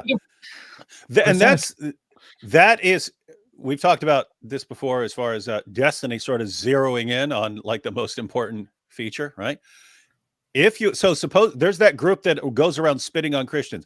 If for some reason they became very popular and expanded globally to where they're going around the world spitting on Christians everywhere they go, yeah, then I'd really, really, really have a problem with it. Keep in mind, I have a problem with it even in Israel. It's just like when I'm thinking about the list of things that I'm concerned about for me and my family and so on. Jihadis taking over and wanting to slaughter unbelievers in the name of Allah, pretty high up there on the list of things to be focused on. A hyper orthodox sect of Jews who spits in the direction of Christians and that most other Jews think is disgusting. Not very high up on my list of concerns. And so, but Destiny brought it up right there. Okay, Judaism. He doesn't agree with Judaism. He'd have all kinds of disagreements with Judaism.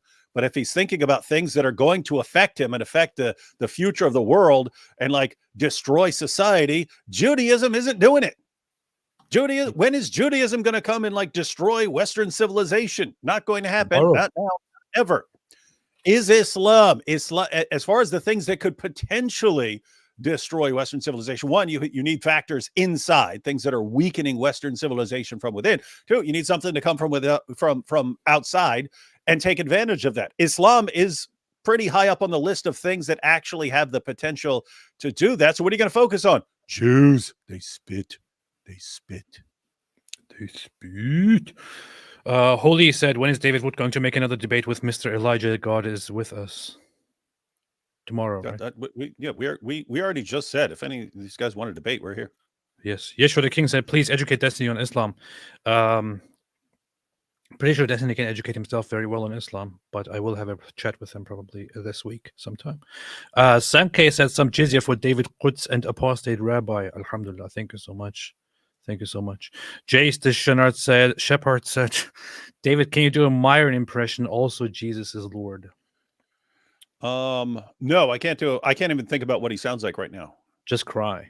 It's the same. I have to listen to people for a while, and I'll eventually kind of pick up on the cadence of their voice and so on. But I can't in my head right now. I can't even think of what this guy sounds like. On the Laugh with Nigerian Perspective today, she was 9 years old guy was arguing for some conspiracies about Jews, and Frank tried to reason with him. He seems like a nice, genuine dude, just a bit misguided. Really? Oh, well, tell him to join us. We'll straighten him out. Yeah, I will humiliate him. Katrina Flame said, David, Rationality Rules is coming after you too. LOL. Looks like the atheist like you. Oh yeah, did you see that? Rationality Rules. Yes, I saw it pop up in my feed. Rationality Rules, I don't think I've ever actually watched a video. There was one I wanted to use a while back, and I can't remember what it was about. Was it about Islam or something like this, or some other guy? Yeah, I've never seen a video by him, but yeah, I find it interesting because there was who was the guy who like a month ago posted a long video about me? Who was that? We've had him on before. What account was that? Oh, that The was blonde-haired dude. Blonde-haired dude. Derek Myth Vision. Yeah. Myth Vision. Yeah, so Myth Vision came at me. Still haven't checked that out. That one's long though. I think the Rationality Rules one is shorter and more manageable. But I think these are the guys who realize the tide is turning and people are starting to realize that all this nonsense they were spouting years ago is actually not working out, and they're trying to they're getting desperate like the Dawa guys. That's my perspective. I don't know. I haven't listened to what they said. But we will. It's just not the time. Guys, if you learned nothing from the movie Gladiator, remember the story about the sea snake that sits there calmly while things are nipping at it and waits. It waits. It waits. Why are you taking everything as an offense? Maybe the guy was just trying to exercise some proper criticism. It was on the thumbnail or the title or something like this. The worst apologist ever, or something like that. Oh yeah. That's awesome. Said, I think you missed my last dono. Can you please read it? I don't see any last dono here. Oh yeah, I where's the actually dono? do. Said, I live in Hamburg. There was a big Islamist protest. I was finally able to talk to my co-workers about Islam and tell them how dangerous it is and just spill my knowledge about Islam. Alhamdulillah. Very, very, very nice. Very nicely done. That is the protest actually that we talked about recently. That was in Hamburg, where a group that is tied to Hizb ut-Tahrir actually went organized and supposedly protested against media bias against Islam, but they were carrying signs of how caliphate is the solution and things like that. And I mean, fantastic job by those people, by the way, because the reactions haven't been very pretty. Yeah, and by the way, DKDKKDKS, you did that exactly correctly, right? Well done. Because I don't know how things are in Germany. I'm assuming it's similar to other countries in terms of people have spent years telling politicians and journalists had probably been telling people for years Islam's this wonderful thing, and anyone who objects to it is obviously an Islamophobic, racist bigot, and so on. And people have been brainwashed by that. And probably, I'm guessing that these are situations when they're going, "Hey, we're going to establish the caliphate and take over Germany," when people are going, wait a minute, this isn't what I was told it was. And these are the perfect opportunities where you want to step in and say, hey, let me explain some things to you. And people are going to be more receptive than in the past. So yeah, you're doing that exactly correct. This harms the image of Islam, which proves that it's actually the Jews who secretly organized those rallies. Yeah, and the McRib, the golden age gave us the McRib. Yeah, it's true. It's true. But here's one of the contributors that Sulaiman was just talking about. He said that everything came from Muslim, from Islamic culture. He specifically says literature. Like literature here, example, Shakespeare was actually a Palestinian Muslim who fought to resist the Zionist oppressor. His name was Sheikh Zubair. Of course, the Zionists and evil West stole all his work and changed it up to erase Palestinian history. But this is just proof that Sulaiman is totally right here.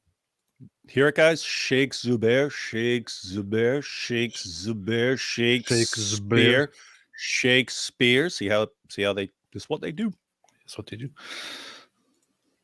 Pretend that like we're just as worried about a Weinstein stabbing you for being Christian as we would be about Jewish. Like a Muhammad beheading you for being Christian or Jewish. But I mean, where are all of the Muslims trying to immigrate to? And where are all of the Christians and Jews going? I don't see this reverse, like Christians and Jews feeling like they can find safe havens in these Arab majority Muslim countries. I do see a lot of Muslims from those countries trying to go to Europe and trying to go to the United States. And I think there's a reason for that. He will probably say the reason is that the West is treating the Muslim world unfair and there are bombs and stuff like that, some garbage. The reason is because the West absorbed all the good ideas of Islam, and then the Muslim world forgot about them because of the Jews. And that's why. It's because the West eats all the good stuff that they find in Islamic society, and then they poop it out on the Islamic society itself after eating it. That's why this is happening. Let's see. So just go ahead. To respond. Go ahead. So the first thing is, yes, you would be banned in all forms of social media if you said Jews try to basically bite the foreskin. I mean, Lucas Gage is a tweeted this. Are you freaking kidding? He said he's tweeted that. He just said he's tweeted that. I see that all the time. I see that all the time. I see all kinds of crazy stuff about Jews. What are you talking about, man? First thing is, yes, like I can't go on Twitter without seeing Jews. For some reason, that gets. I could just keep bookmarks full of things that people say about Jews, and it's everywhere, man. It is And look, everywhere. he's got this smug grin on his face, like, I've refuted you. I've said it. If you say foreskin, then blah, blah, blah. This guy said, "Let's test it. Jews bite the foreskin." This was posted 13 hours ago, so nothing happened. Not yet. But watch, Not he'll be yet. banned. This is what they want. They want you to check early and see that nothing happens, and later, when nobody looks, they want to ban you. I mean, I'm just searching for it and seeing endless amounts of tweets saying similar things, and nobody is getting banned. These accounts are all there.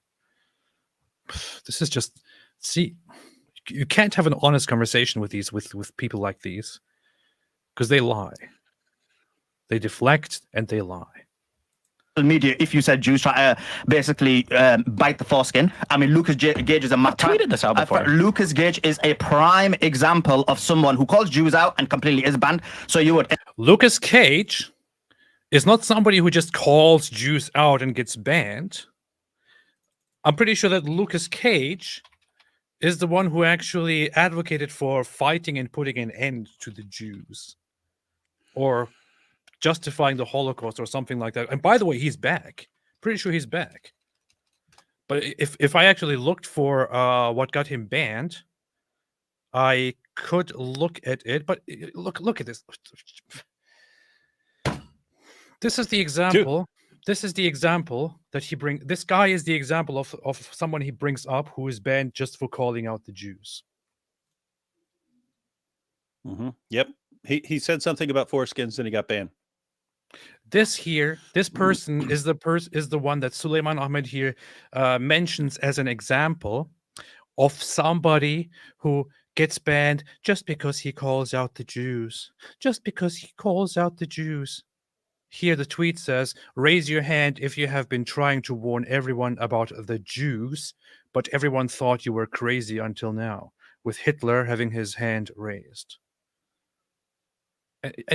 I think this is his other account, but you could go into the history of posts by Lucas Cage, who is actually a full-blown neo-Nazi who praises the Nazis and Hitler and thinks Jews are behind every bad thing in the world, and there is a reason why they were massacred and so on.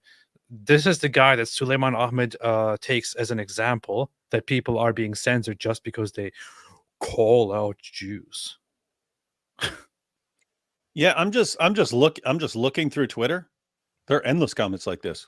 Yeah. Rabbis suck the blood off a young boy's foreskin. F the Jews. The Zionist regime of Israel, in fact, is a terrorist organization.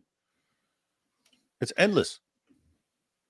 Aren't rabbis, by the way, aren't rabbis pedophiles who bite little male foreskins off? I don't see anyone talking about this enough. Look at this. Lucas Cage, 256,000 followers. Is this hateful conduct? Post about Hitler. Hitler. The Gaza genocide is worse than the Holocaust. By the way, the Gaza genocide is worse than the Holocaust. Let's just look at for a second. Nothing to do with the point, but at how ridiculous this idiotic idea here is. Holocaust was literally a targeted, concentrated killing of millions of people. It took the lives of a third of the Jewish population. 6 million people were killed, and he compares this to this Gaza genocide, which is where so far, according to the numbers, according to the speculations, around 1% or so of the Gazan population, many of whom support or actively participate in Hamas activities, have died. He thinks these are the same. He thinks that is actually worse than the Holocaust. Then he reposts Keith Woods, who is an Irish Nazi.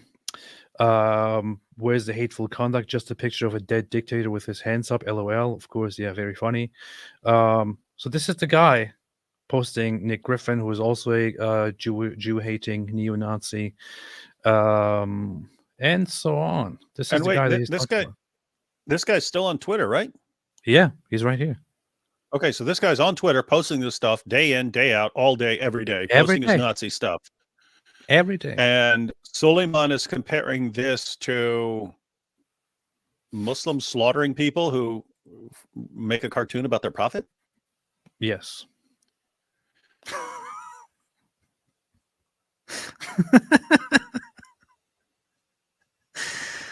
Oh man. Oh man.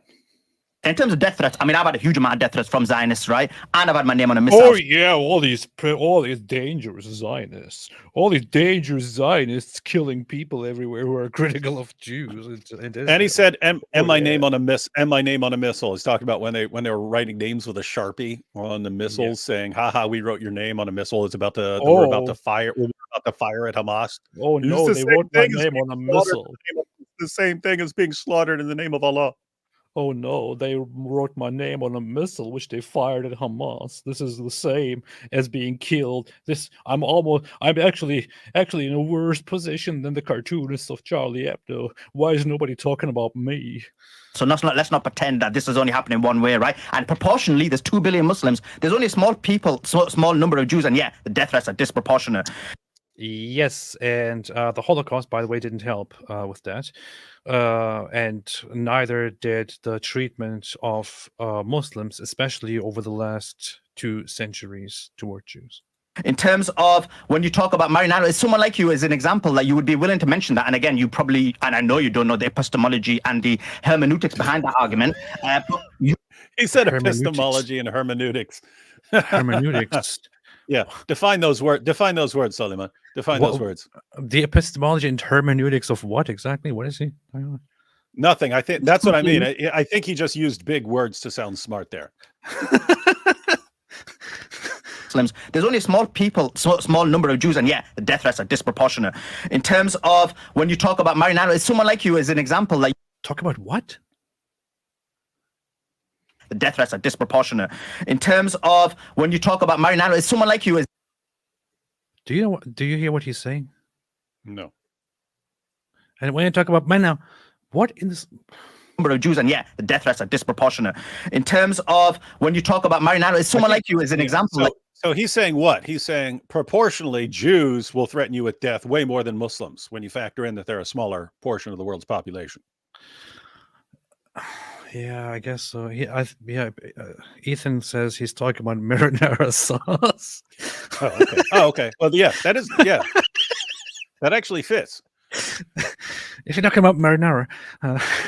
The death threats are disproportionate. In terms of when you talk about Marinaro, is someone like you as an example that you would be willing to... Wow, the proletariat. I think Diana got it right. My analysis, I think that might be disproportionate. In terms of when you talk about Marinaro, is someone like you as an example.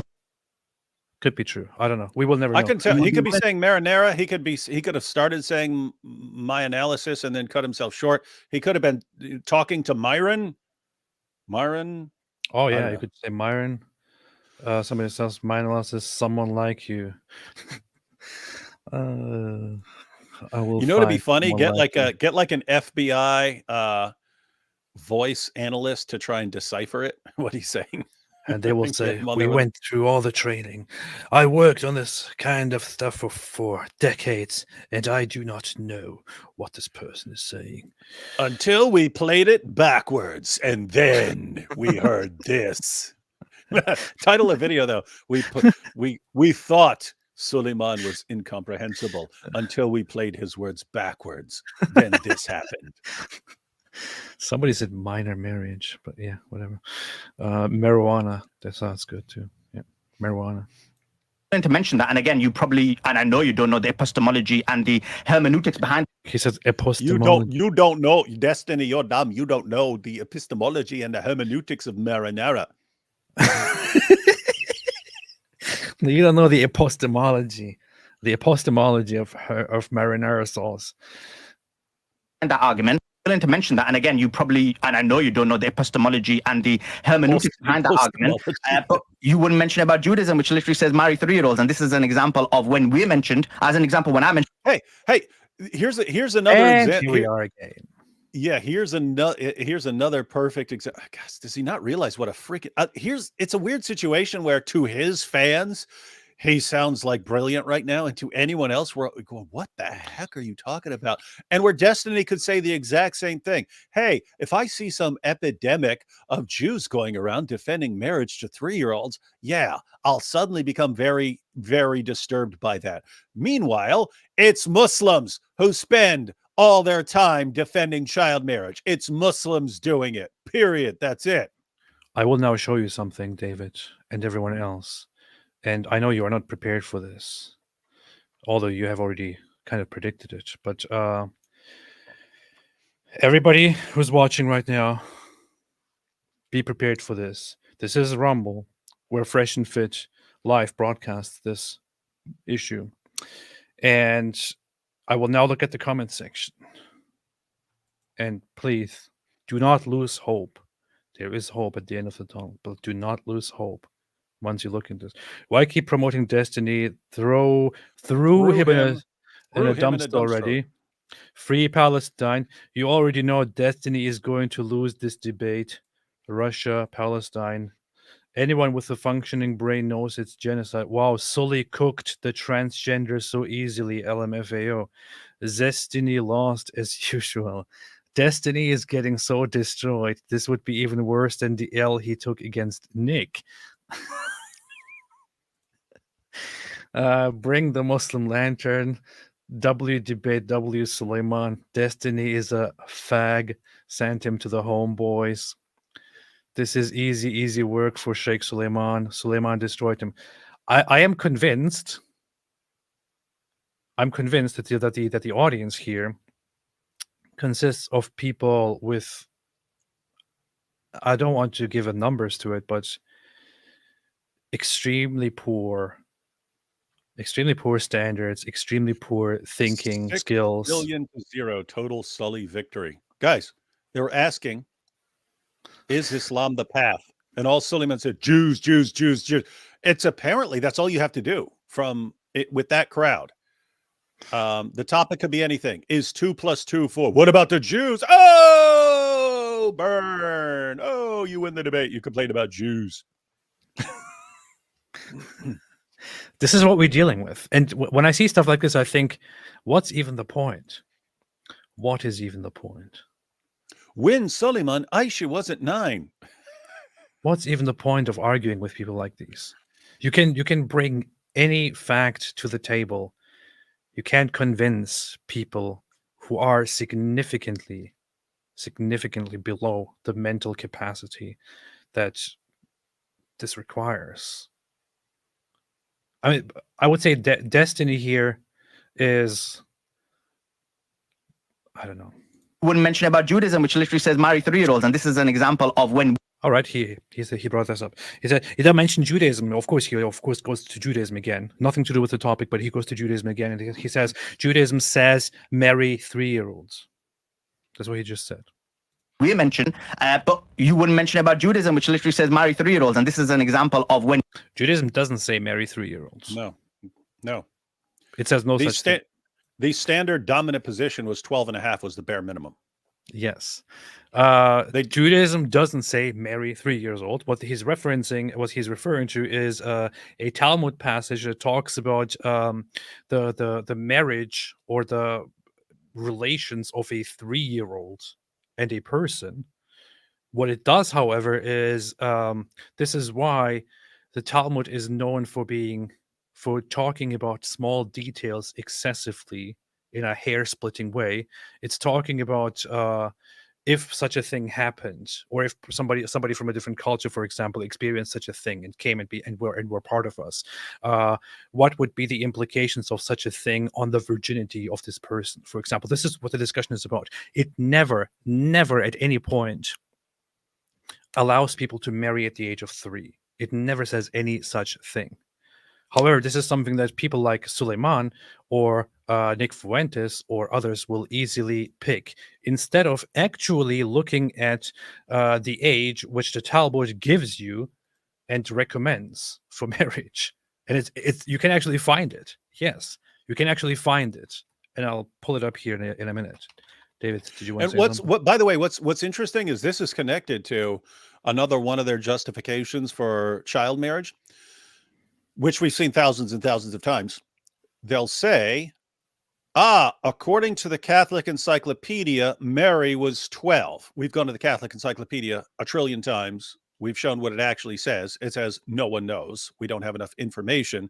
The reason you'll find for saying she could have been as young as 12 is that's what was legally allowed. That was the minimum age in first century Israel. The minimum age would have been 12 and a half for a girl to be married off. So it's just interesting. It's like they're saying, Mary was 12. Why was she 12? Why are you saying she's 12? Because that was the minimum age of marriage. Okay, why are you assuming that she was married off right at the very minimum age? But what they miss in all of that is what's the reason for non-Muslims to say she could have been, hypothetically, she could have been as young as 12. What's the justification for that? Well, it's the understanding that that's what was allowed in Judaism. And this guy's saying, oh no, it's 3. Oh, okay, so what? She could have been as young as 3 because that was normal. Really, Sully? Really, Sully?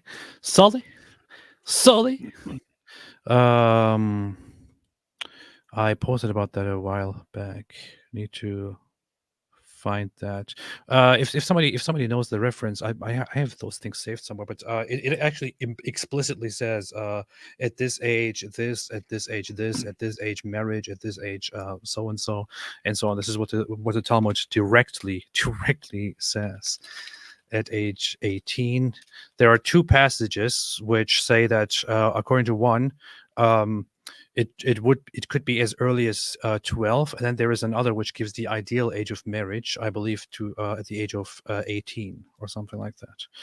Would have to find those passages and inspiring philosophy. He cited a source where they actually did the math on available records of when marriages were conducted, and the average age of marriage back then was something like 18. Mm-hmm. Yeah, and so it's just interesting that when Muslims are trying to defend Muhammad having sex with a 9-year-old, they say, but Mary was 12, when the claim is actually that she could have been as young as 12 based on what was allowed at the time. Whereas if you wanted to say, hey, just base it on what the average age of marriage was, since we don't have a record of when she was actually married, just based on what the average age of marriage was, it was something like 18 for women. Mm-hmm. But no, because everything is geared around defending Muhammad's marriage to Aisha. Yeah, precisely. Kiddushin 29b. Is that it? Let me look this up here quickly. Let's look this up. 5, Salah redeems his son, loan written, 18. What does it mention? 18. Not here. I think it's in 30. Actually, I might have that bookmarked. I have certain things bookmarked here specifically for that. Let's see. This is Sepharia. We still have control from 16 until 22, and some say from 18 until 24 is the appropriate age. Train a child. One said that the verse was referring to the ages from 16 until 22. 24. The dispute concerning the correct age for marriage and the dispute about educating a child are the same, as while a father still has a large measure of influence over his son, he must both teach him and find him a wife. Look at this. This is talking here the Talmud, the rabbis are talking about marriage and what the appropriate age is, and they're talking about 16, 22, and so on, 18, 24. And here is people like Sulaiman are like, Judaism says marry at age of marry at 3 years old. Yeah, of course. The rabbis here, they were just talking stuff that is completely irrelevant, because we could just go and ask Sulaiman, and Sulaiman will tell us at what age you're married. I don't even know what these rabbis are talking about and why they're wasting their time. Why don't they just ask Sulaiman, and Sulaiman will tell them what the appropriate age is according to Judaism? The age according to Judaism is 3. So what are these rabbis talking about? What a waste of time. What an absolute waste of time. And so on. David, what else? It is incumbent on every man that they should marry a woman at the age of 18, and the diligent get married at 13. And this mitzvah is for those who choose it, but before the age of 13, one should not marry, because it is similar to harlotry.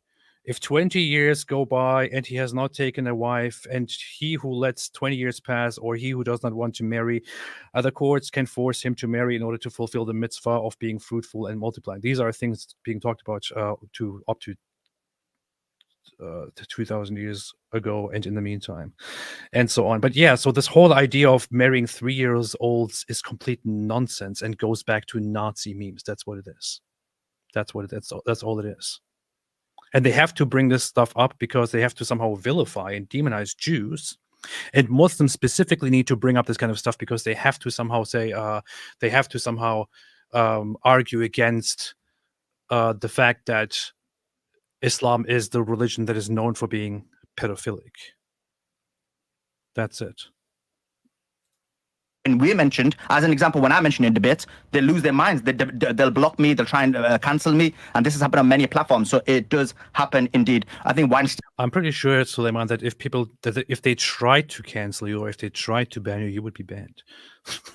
You meant Weinstein is like a Jewish name, so you probably just got confused there. And the last bit about immigration. So, of course, the reason people immigrate to Western countries and not obviously Israel is because due to Zionist agenda, basically Muslim countries have been bombed to the ground. Now, oh yeah, I knew. Due to Zionist agendas, Muslim countries have been bombed to. Think about what he just said right there. The reason the rest of the world is not flocking to Muslim countries is because Muslim countries have been bombed to the ground. Yes, ladies and gentlemen, Saudi Arabia, it's been bombed to the ground. Poor Saudi Arabia. All these countries, they've been bombed to the West is just constantly just bombing all these countries. Yes. So apparently, I lived in Turkey. I lived in Turkey for over 10 years. Apparently, for some reason, I didn't see it. I don't know. But apparently Turkey is being bombed day and night by Western countries under the Zionist agenda, and it's been bombed to the ground. I totally missed it. I was probably sleeping while I was busy doing something else for those 10 years. But it was actually because of the Zionist agenda being bombed to the ground by the West. Yeah. Qatar apparently is being bombed to the ground and has been bombed to the ground. Brunei has been bombed to the ground. The Maldives, where people go on vacation, has been bombed to the ground. Oman is being bombed to the ground. Yeah, some of these places are building the biggest buildings in the world, which is weird because how do they even get started when they're constantly being bombed to the ground? Isn't that wild? Yeah. And a little side note that would tie in with what Destiny said earlier about, okay, so let's suppose that this great thing in Islam, the golden age 1,000 years ago, is really great. The world has moved on. What have you done for us? What have you done for us lately? The same principle would apply here. Europe was actually bombed to rubble. Yes. Germany was bombed to rubble. London had the crap bombed out of it by the Germans. What happened? They all rebuilt. Yes. This is just recent.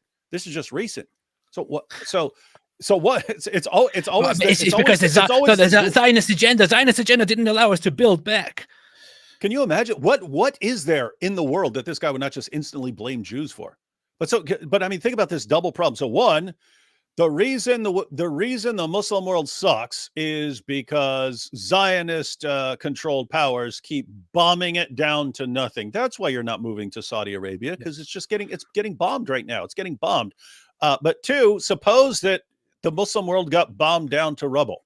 That happens in other places and they rebuild. So why does Islam lack resilience? That you always have to, 1,000 years ago, it was really great. Okay, why does Islam why can't it ever keep up?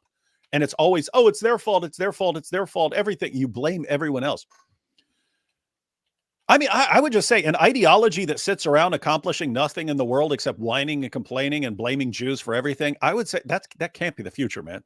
Just whining about Jews all day can't be the future. You can't just like, hey, what's the future going to be like? Oh, we're all going to sit around in a pile of rubble blaming Jews for everything. Yeah. Jews. It's like the Jews, right? It's like the Jews. But what about the Jews? Now, Destiny brought this up, but what about the Jews and the Zionists, eh? The Zionists and the Jews and the Zionists. You sound In like fact, a freaking parrot. You sound like an idiot parrot I could who's ask been you taught to say actually. 2 words. I could ask you the question: can you give me a list of countries that are currently or that have been bombed to the ground by the Western world, and then let's analyze them case by case. Let's analyze them. And of course, they will mention something like Syria, for example, where Western forces did indeed join, but only after a brutal civil war broke out. It's not like they were forced to fight or they were invaded by the West. No, a brutal civil war broke out. That's it. And by the Then they way, give was it that Afghanistan and was Iraq that as an Zionist? example. That's it. Was that Zionist? Was that Zionist going in it? Because I mean, you had ISIS. And they're Everything is trying to- Zionist. You had the Arab Spring, and you had ISIS, and you had all these groups trying to take over. You got Sunnis and Shias, and they're Everything is killing each Zionist. other, and they're blowing up. And then Russia gets involved, and Iran's pulling strings and everything. And you ask Sulaiman, who's responsible for that? The Zionists. Zionists. It doesn't matter who's doing what. It's Zionists. Zionist. All Hey, why- Muslim countries have been bombed to the ground so far. All Muslim Hey. countries have been bombed to the ground. What? Hey, why did this Shia group do this? Zionists. What? Why did this Sunni group do that? Zionists. Zionists. Everything's Zionists. Zionists are doing. That's the it all future, the ladies time. and gentlemen. Zionists. Dude's a joke, man. And by the way, It's he pathetic. added- I mean, dude, it's actually, it's so, I mean, you have no idea how pathetic I think this is. A guy who spends every waking moment whining about Jews, and you ask him, why does the Muslim world suck so much? It's because of Jews. Wait a minute. You guys have 49 Muslim majority countries. You've got a quarter of the world's population. You're talking about how strong your culture is, and a couple of Jews are keeping you from being this glorious thing that you think you're supposed to be. A couple of Jews. What's that mean? It means that your entire how can your civilization be the future if 2 billion of you can't deal with a couple of Jews? If you're so incredibly weak that a couple of Jews can keep you bombed down to nothing, even though are they invisible bombs, Sulaiman? Are they invisible bombs? Because we don't see them. Gosh, what a joke, man. What a freaking clown. But it's like it encapsulates the Islamic mindsets like so perfectly. It can't possibly be because of us. It's because the Jews. No, it's not my fault. It's the Jews' fault. Keep getting us bombed. That's why no one wants to move to one of our 49 countries. If the Jews didn't make us fail, we would be the most successful ever. We would be the most successful, but it's all because of the Jews, because the Jews won't allow us to be successful. That's why we suck. That's why we are the worst. That's why we are terrible. That's why nobody wants to move to Muslim countries. It's because of the Jews. Because of the Jews, not because of attitudes like these. This is so pathetic, man. Yeah. It's because the Jews want to make us bad. The Jews won't let us beat them. Thing. I only until we sit around whining. one thing. This is my message to Sulaiman. This sums it Are up. you sick in the mind? Are you that mentally enslaved and intellectually subservient and intellectually molested and ideologically molested? This gets me every time. Anyway. So on the one hand, we have still talking. Like half of Dawah is blame Jews for everything. The other half of Dawah is turn everything into something about molestation. Jews and molestation and Jews. You disagree with me? You've been molested. Yes. Bombed to the ground. Now, when there's certain countries that have basically not been bombed to the ground, we're seeing emigration happening. We're seeing basically people from Britain go to Dubai and go to UAE. Go to Dubai, go to UAE. You have Dubai. Of course, the response to Destiny's point about people mass immigrating to the West is, oh, what about Dubai? Rich people go to Dubai. So it's not specifically about that, but it's really about a 20-year, even longer, psychological impact of destroying these countries for Israel. For Israel. We're all destroying these countries for Israel. We're destroying Saudi Arabia for Israel. Afghanistan, by the way. That's why people don't move to Saudi Arabia. It's not because of the religious restrictions, or It's not because of the women's rights issues. It's not because of the speech issues where they'll lock you up for criticizing. I just saw an article, maybe we'll talk about it in live stream, where a women's rights activist just was sentenced to 11 years for the way she was dressed and for criticizing women's rights in Saudi Arabia. So that's because of, you know, the Jewish bombs that keep coming to get us. Yeah. If it weren't for the Jewish bombs, man, the Muslim world would be amazing. If it weren't for all the Jews. We're seeing basically people from Britain go to Dubai and go to UAE. So it's not specifically about that. Go to Dubai and go to UAE. Yes. Okay. It's really about a 20-year, even longer, psychological impact of destroying these countries for Israel. Okay. I know we were meant to talk about that, but you brought There's up like so many immigration. other things. Okay, and we'll get into that. I got one question, and then we'll switch over. Follow-up question, because we've already been on the topic. Is Islam a religion of peace? Who wants to take it first? And I'll go 2 minutes so you can take your stance. Well, let's talk about the Jews. Let's talk about the Jews. If you're going to call Islam, if you're going to say that Islam is not a religion of peace, then let's talk about Israel. Let's talk about the Zionists. The Zionists have convinced you with their bombs. The response will be about Israel and Jews. Dude's a clown, a total clown. Oh, I just can't see why so many people don't see it. I can go first, I guess. I don't know if we'll disagree on this. My background is Catholic. I grew up in the Archdiocese in Omaha, Nebraska. I've seen a lot of different things between different Catholic churches. I've seen a lot of different things in a Catholic church. I don't like generalizing any one particular religion because it feels really silly to do so. If you look at the culture and how people operate in Saudi Arabia, and then you compare that to the people, the Houthis in Yemen, you compare that to absolute monarchs in the Gulf states, compared to the secular dictatorship in Egypt, compared to the Islamist dictatorship, the Ayatollah in Iran. Like, there's so many different types of Muslim people all over the world. Muslims in the United States are going to be way different. Muslims in Miami are going to be way different than Muslims in Dearborn, Michigan, or Muslims in Europe, in France and Paris, in London and England. It depends. Like, everybody's so different. I wouldn't say that Islam is a religion of peace, but I also wouldn't say that Christianity is a religion of peace. What about Judaism? Judaism is, I wouldn't say anything is the religion of peace. I think that people can be violent with religions and people can be not violent with religions. It really just depends on the individual actors. I do think that Islam kind of has a problem sometimes, and that Islam kind of has baked into it more political ideology, which I think can be problematic. But I mean, there are like 2 billion Muslims on the planet, and I think that they're, ironically enough, that was brought up in the last point, is like these countries have been destroyed. I mean, I'm pretty sure that Arabs have probably killed each other more than any Western intervention countries have, at least for the 1900s and onwards. So, or the 1920s and onwards, at least. So. This is true, by the way. What's he writing on his paper the entire time? He's like scribbling and doodling. I think most of the time he's just kind of what do you call it? Whatever. But doodling. Yeah, that's a fact. Even when it comes to terrorism, for example, there is a line that you may have heard, which is that Muslims, the greatest victims of terrorism are Muslims, or something like that. It's because and throughout the Muslim world, Islamic terrorists are killing Muslims all the time, and they're doing this kind of stuff all the time. They have been killing each other for 1,400 years prior to this, through wars and other acts, now through terrorism. But think about this, because here I thought Destiny's response so far was pretty weak on this issue, because you asked, is Islam a religion of peace? And he's like, but there's so many different kinds of Muslim political order. It's not the question. It's talking about Islam, the ideology. Yep. And you say, but so many Muslims are being killed by other Muslims. Yeah, there's a reason for that, and it goes back to the religion itself.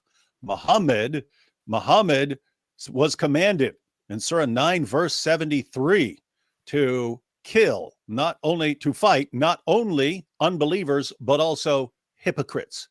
It's actually wage jihad. So there it will say, in a translation, it will say strive. It's a version of jihad. Wage jihad, not only against unbelievers, but also against hypocrites, people who aren't doing Islam correctly. You had, after Muhammad's death, Abu Bakr takes over, and Abu Bakr fights the apostate wars. But some of those apostates weren't just apostates who were saying we're renouncing Islam. Some of those were counted as apostates just because they weren't obeying the correct orders of the caliph. That's why Abu Bakr famously said, if they don't give me a piece of rope that they would have given Muhammad, I'm coming to kill them. Yep. So he's coming to kill you for doing Islam even slightly incorrectly. If you are slightly incorrect in Islam, he's coming to kill you. This is Abu Bakr. You get to a little later, and you have Aisha, whose title in Islam is the mother of the faithful, marches an army against Ali, whose title in Islam is the commander of the faithful. You have one army led by the mother of the faithful declaring war against another army led by the commander of the faithful. Around 10,000 Muslims died in bloody combat. One army led by the mother of the faithful, the other led by the commander of the faithful. That's the first generation. Muhammad said that the best generation of Muslims was the first generation. What did the first generation of Muslims do? They almost slaughtered each other into non-existence by killing each other over disagreements. So if that's the pattern in Islam, you have Muhammad, and he's commanded to wage jihad not only against the unbelievers, not only against the outsiders, but people who, within the religion, if they're doing the religion wrong. You have the first of the rightly guided caliphs. If you're practicing even slightly incorrectly, we're treating you as an apostate. We're coming to kill you. And then you have leaders who are considered like heroes of the religion, slaughtering each other in open bloody combat. That's all the first generation. They set the pattern. Muhammad says that's the best generation, the ones who are killing and slaughtering each other left and right. So when you look down today and you say, oh, ISIS is killing Shias. Oh, you see, well, that's weird. It's not weird at all. They believe they were commanded to do that from the Quran. They believe they were commanded to do that from the caliphs. They believe that's the pattern in Islam. So when you say, but Muslims kill each other so frequently, see, I don't even know what to think of that. That's exactly what you find in the religion. So is Islam a religion of peace when it commands that sort of thing? It inevitably leads to that sort of thing. Yes. Yeah, I would agree that I would say that Destiny's response on this one has been very weak, considering the rest of the debate and considering other things that I heard from him in the past. I don't know. Maybe he needs an update to his system when it comes to Islam. However, yeah, I mean, so much can be pointed out. He is right on one thing, which is that there are all kinds of different people who adhere to a certain religion, and they have varying beliefs and varying attitudes and so on. However, it's not really relevant to the idea that is, or to the question that is being asked here, which is Islam a religion of peace? And I'm actually kind of interested and kind of impressed and glad that Myron would ask this question and that they would introduce this as a debate topic. It's good because these people clearly don't care about the backlash that they receive from the Muslim apologists when it comes to these issues.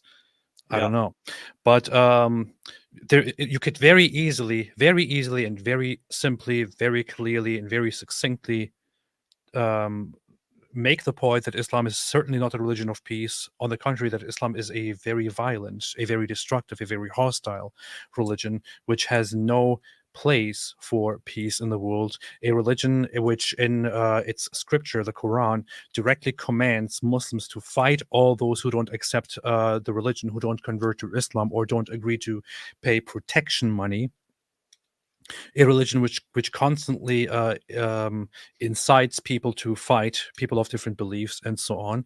A religion whose prophet, according to its own traditions, said that he has been sent to fight until everyone says there is no God but Allah and I am his messenger. A religion which clearly and openly commands the killing, the execution of anyone who leaves the faith, and so on. In fact, Islam is the worst when it comes to matters of peace and war. If there is any religion, if any religion is a religion of peace, it's most definitely not Islam. And I would say that every major religion that we have is more peaceful than Islam. There is no comparison, no question. Yeah, as far as fresh and fit and allowing this stuff, this is actually good. The whole situation here that Islam is now in right now, I think it's hilarious because here's the situation they're in. Here's the situation that Sully is in. They are so enraged about Israel that they just don't care how stupid their religion looks to the rest of the world, as long as they get a shot at Israel at certain points. People have been like that with us in the past. As long as they get an insult in at us, they don't care what it does to their religion. As long as they get an insult in at us, they don't care about it. They don't care what the blowback is on their religion. They become so enraged that, hey, matter of fact, the Hamas attack, that's exactly what it was. As long as we get to go and kill these 1,200 people, we're willing to take the retaliation, even if it's a million times worse. We are not. It's worth it just to have that one shot against the Jews. Same thing like 9/11. We got them. We took down these 2 buildings. Okay, are you ready for the backlash? Are you ready for it? It's still worth it. But right now, the mentality is we don't care how stupid our guys look when they're babbling about Jews. As long as they get those shots out against Jews and they whine about Jews the entire time, it's good. And yeah, it may work for you guys, but the entire rest of the world is going, you guys are nuts, man.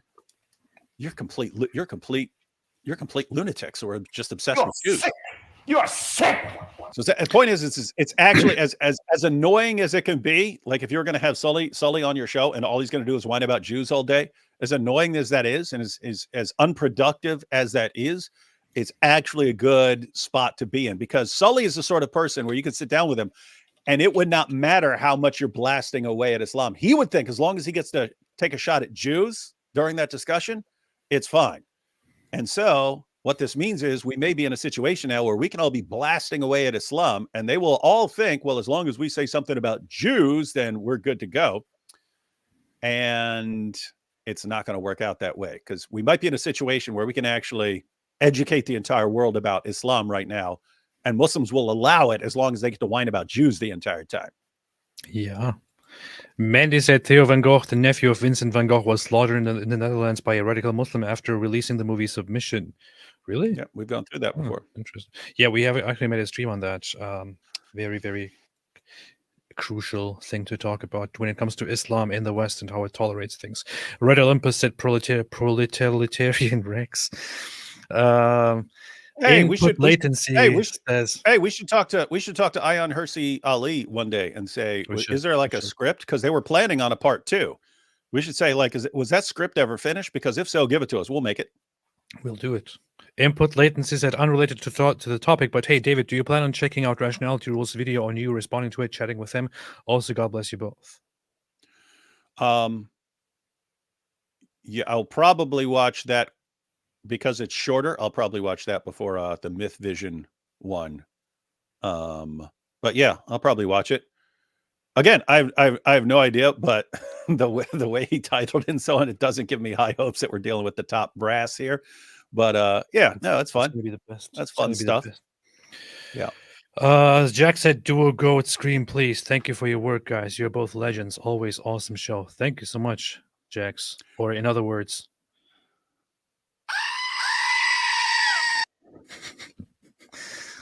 Nikhil Sanka said, "How much is your check from Israel? I'd like to cash some of that Nazi Jew money, if not supporting terrorist counts as being a Nazi Islamophobic. If you don't support Hamas, if you don't support Islamic terrorism, then you're a Zionist and a Nazi at the same time." That's we don't get. Yeah, just to be clear, we don't get checks from Israel. We just get boxes of shekels. Boxes of shekels. And it's boxes of shekels, and then we have to convert it and so on. But yeah. So there's your answer. I get shekels and I say convert or you will die. Andreas Christensen says, we get boxes of shekels, and then we get the yarmulkes, the custom yarmulkes and stuff like that. Cha-ching, cha-ching, ching. Andreas Christensen said, "Don't ask questions that can make you doubt. There are those who did. They left Islam." Quran 5:101-102. Alhamdulillah. David Quds said, "I started watching the debate and the Muslim guy was so insufferable I turned it off. I see handsome Dave and cute AP live. I click, oh no." Well, that's what happens. Knows Too Much says, "Jews and Samaritans, indigenous people of the land of Israel by all historic, genetic, linguistic, archaeological, cultural, and religious evidence. Becoming a minority in your land due to brutal foreign imperialism doesn't negate it. Islam and Arabic are foreign to the land of Israel." Pretty much. Moroni Holm says, "Proof that Islamic barristers don't study history." That's true. Oh yeah, he's actually a lawyer of Islamic law or something like that, I think. or it's Islamic economics Is or he? something like that. Yeah. Let me see. Sulaiman Ahmed. Sulaiman Ahmed. What is he? He is PhD candidate, philosophy, PGCE, mathematics, LLB, law, author. Huh, I thought it was. Oh, wait, he's Islamic studying law. philosophy? That's how he knew the word epistemology? Yeah. We still don't know what exactly the epistemology and hermeneutics of what. He said the epistemology and hermeneutics of mariners. That's what he said. Mark Roman, if the trajectory continues as it is, it's going to reach totalitarian. Knows too much, said, please read Book of Maccabees 15:33-34. Simon the Hasmonean's based response to Antiochus the Seventh, who complained about territory taken. David knows all of this from memory, but I'm just looking it up just to have reference here. David, what does it say?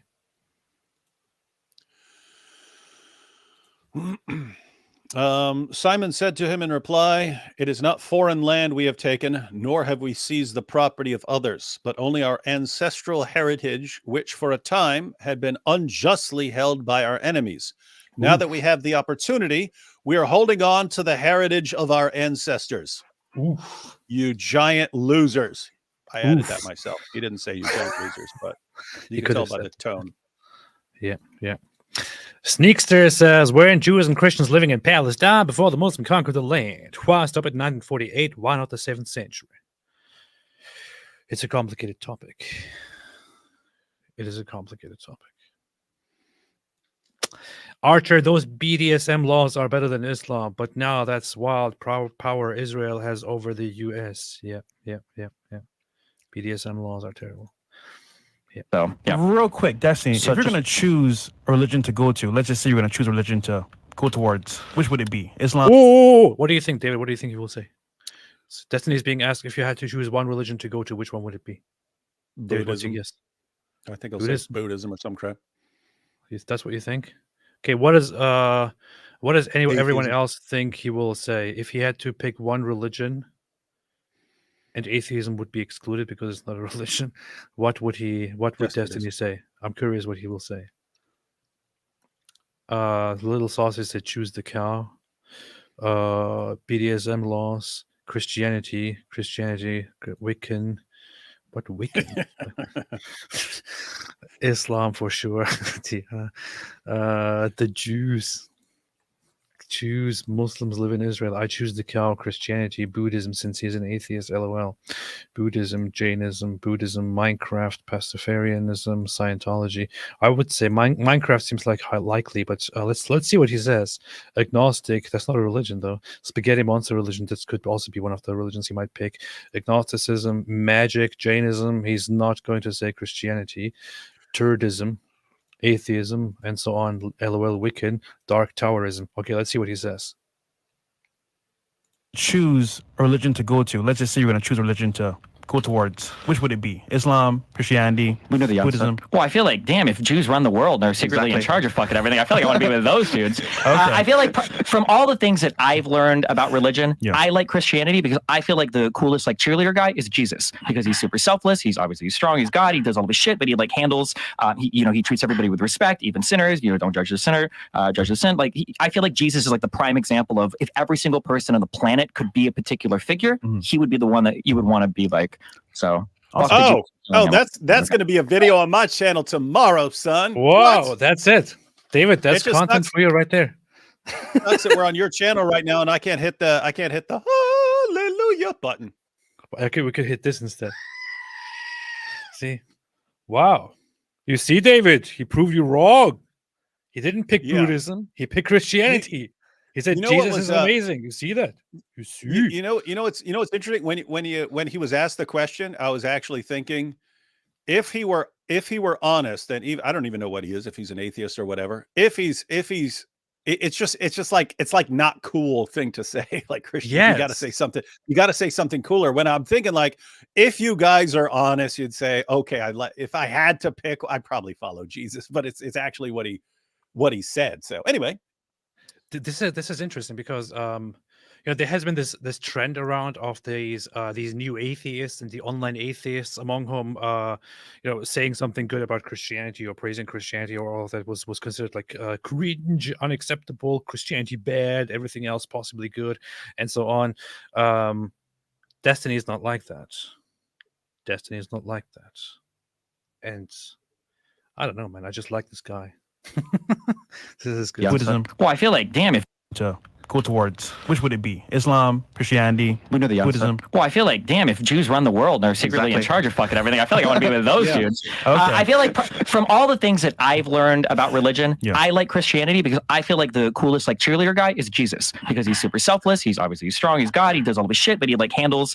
He treats everybody with respect, even sinners. Don't judge the sinner, judge the sin. Like I feel like Jesus is like the prime example of if every single person on the planet could be a particular figure, Mhm. he would be the one that you would want to be like. So. Awesome. Fuck the Jews for killing him. I'll say that, okay? Oh, Oh man. Hey, Wait, you- I didn't catch that the first time. yeah, and like Suleiman's probably like doesn't even care about the Christianity answer now. It's like, yes, he said that about the Jews. I win. It's great. Yay. We're on the same page, man. Yes, let's all convert to Christianity as long as we say what you just said. Alhamdulillah. Wait, I have to hear that again. Oh man, this guy. But you would want to be like, so Awesome. fuck the Jews for killing him. I'll say that, okay? look at Myron. Look at Myron. Oh boy. Oh, Dude, man. that was so funny the way he starts off with a dig at Sulaiman. Namely, I mean, and this is serious. Like, hey, if I wanted to pick a religion, right? And if I just wanted to choose a religion based on power and strength, given what you Muslims said, Islam is not this strong thing. I mean, Judaism would be a supremely strong and powerful religion. It's controlling literally the entire world, according to you guys. According to you guys, Jewish rabbis are pulling the strings on literally everything that happens in the world. If I had to pick one, why would I want to go and be with those guys? I mean, they control the entire world, according to you. And then he gives his more serious response in terms of, hey, Jesus is actually pretty cool. He hung out with people that I would hang out with and stuff like that. And so I go with him. That's all. And then at the very end, hey, Sulaiman, let me say something to throw you off and make you agree with me. Yeah, Clementine is pointing out people are going to think he's being serious. LOL. That is true, especially when you're dealing with the audiences like Fresh and Fit's usual audience. They might think, oh, look, even he agrees Jews are bad. He's obviously joking. But this is just a typical Destiny humor. The bad thing is, yes, some people are dumb enough to take us seriously. So that's that. Yeah. oh, all right.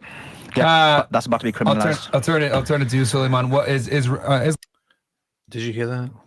What? Okay, obviously we're not going to take Fresh and Fit seriously for political commentary, but he just said that's about to be criminal. all right? That's about to be criminalized. I'll turn it. Wait. Who said that? Wait, was that Suleiman who just said that? That was Sulaiman said that's about to be criminalized. all right. Oh, he's talking about the law that we already went through and read the entire bill. And here you have it once again.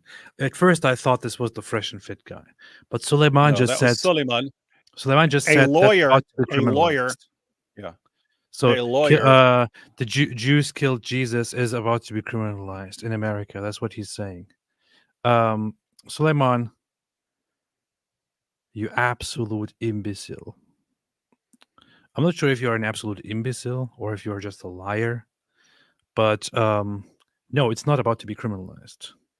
It is not about to be criminalized to say Jews You're killed not guilty Jesus. of a crime for saying something about Israel. Jews did this, Jews did that. It's not about to be a crime. For those of you who didn't watch our live stream the other day, we actually read the bill. I've read the entire bill. We talked about this before, so just a quick recap for people who weren't here the other day. The bill is simply about, so you had the 1964 Civil Rights Act and so on. You can't discriminate people on the basis of race, religion, things like that. And so you're not allowed to discriminate against someone on a campus based on race, religion, and so on. How do you identify if an instance of discrimination is actually based on anti-Semitism? How do you identify that? And all the bill does is say we're adopting this list from this organization on how they identify instances of anti-Semitism. It's not saying you can't do these things. It's saying if someone is involved in an act of discriminating against someone. So they say, you can't work here, or you can't be in this building. And here are a set of identifying features, how you can identify if the person is excluding you because you're Jewish.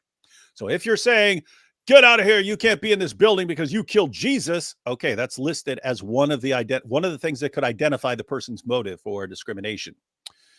That's what the bill does. Yes. And he just said, no, it's criminalizing saying that Jews killed Jesus. Yes. I wrote up something earlier about this, which is a long text. I know when I post something online, I'm supposed to just write 2 words or 2 sentences. If I write anything more than that, many people will just zone out. And I did that because I saw Lauren Chen. She made a video where she talked about criticizing Israel could be illegal soon, which is not what's happening at all. But it is so basically. The idea here that people are getting is that because of a recent bill, which is also called the Anti-Semitism Awareness Act, it is apparently going to be criminal to criticize Israel or to say Jews killed Jesus. That's not true at all. It's not true at all. The bill is not at all about restricting certain speech, but about preventing discrimination under the Department of Education based on anti-Semitism. When the law references the IHRA working definition of anti-Semitism, which says that using claims of Jews killing Jesus to characterize Israel or Israelis is not that nobody will be allowed to say Jews killed Jesus, which is protected under free speech, but rather that Jewish or Israeli people may not be discriminated against because they are Jewish, Israeli, and Jews killed Jesus. So I'm going to make a summary of that in a bit. This law aims to prevent discrimination based on such accusations, not the utterance of such accusations. And this is actually what this is about. The bill is supposed to prevent, under the Department of Education, discriminatory actions taken against Jewish people based on ideas like, oh, Jews kill babies and things like that. And in fact, I clarified this here. What exactly is meant by discrimination? You can actually look it up. You go right here. I gave a link to it.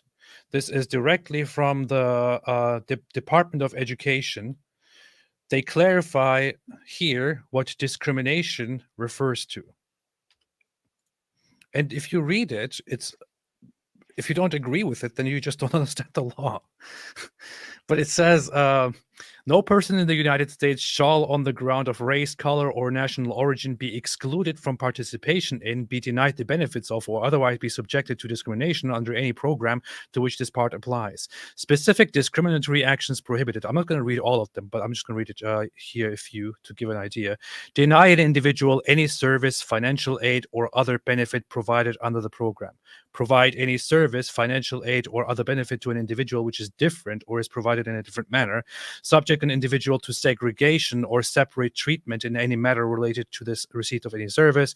Restrict an individual in any way of the enjoyment of or advantage of certain services.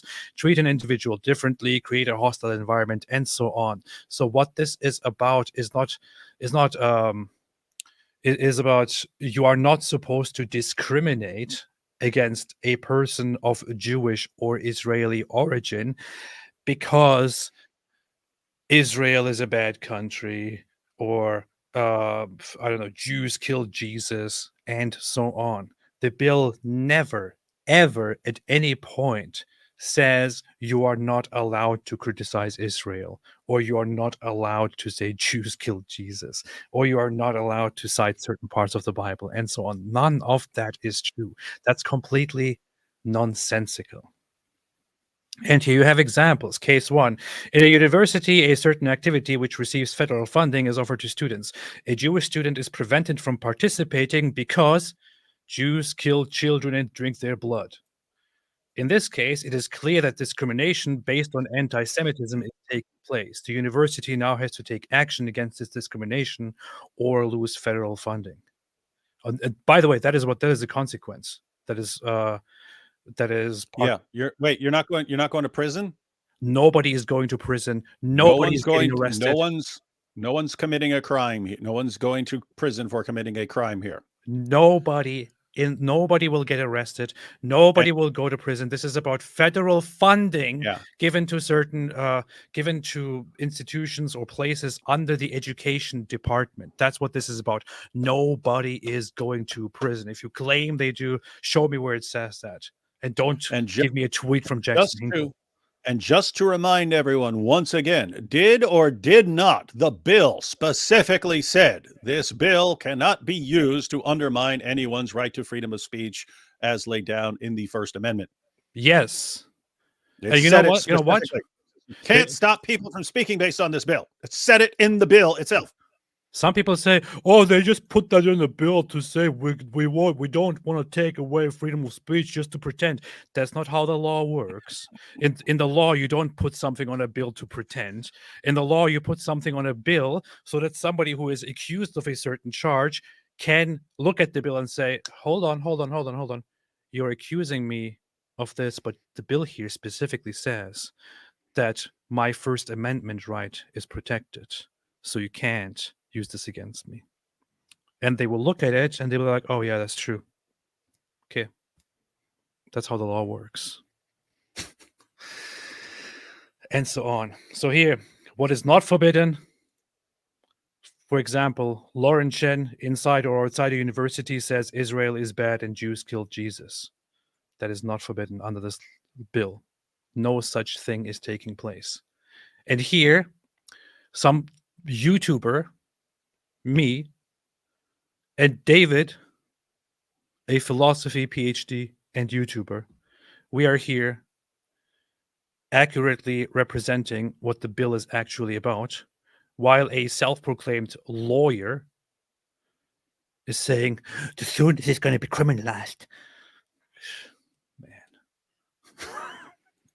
I'll turn it to you, Sulaiman. What is Islam a religion of peace? I agree with his assessment, actually, in the first part of it, right? The individuals, Let's go to Rumble. it depends on the individuals, and also on top of that as well, it depends on the sects and ideas and ideologies, right? So I agree with it. In terms of Islam being a political ideology, again, this is like a false norm and false notion that's applied to Islam, because actually every ideology, whether it's Western or religious, has political elements in it, from Greek, from Plato's Republic to even current times when.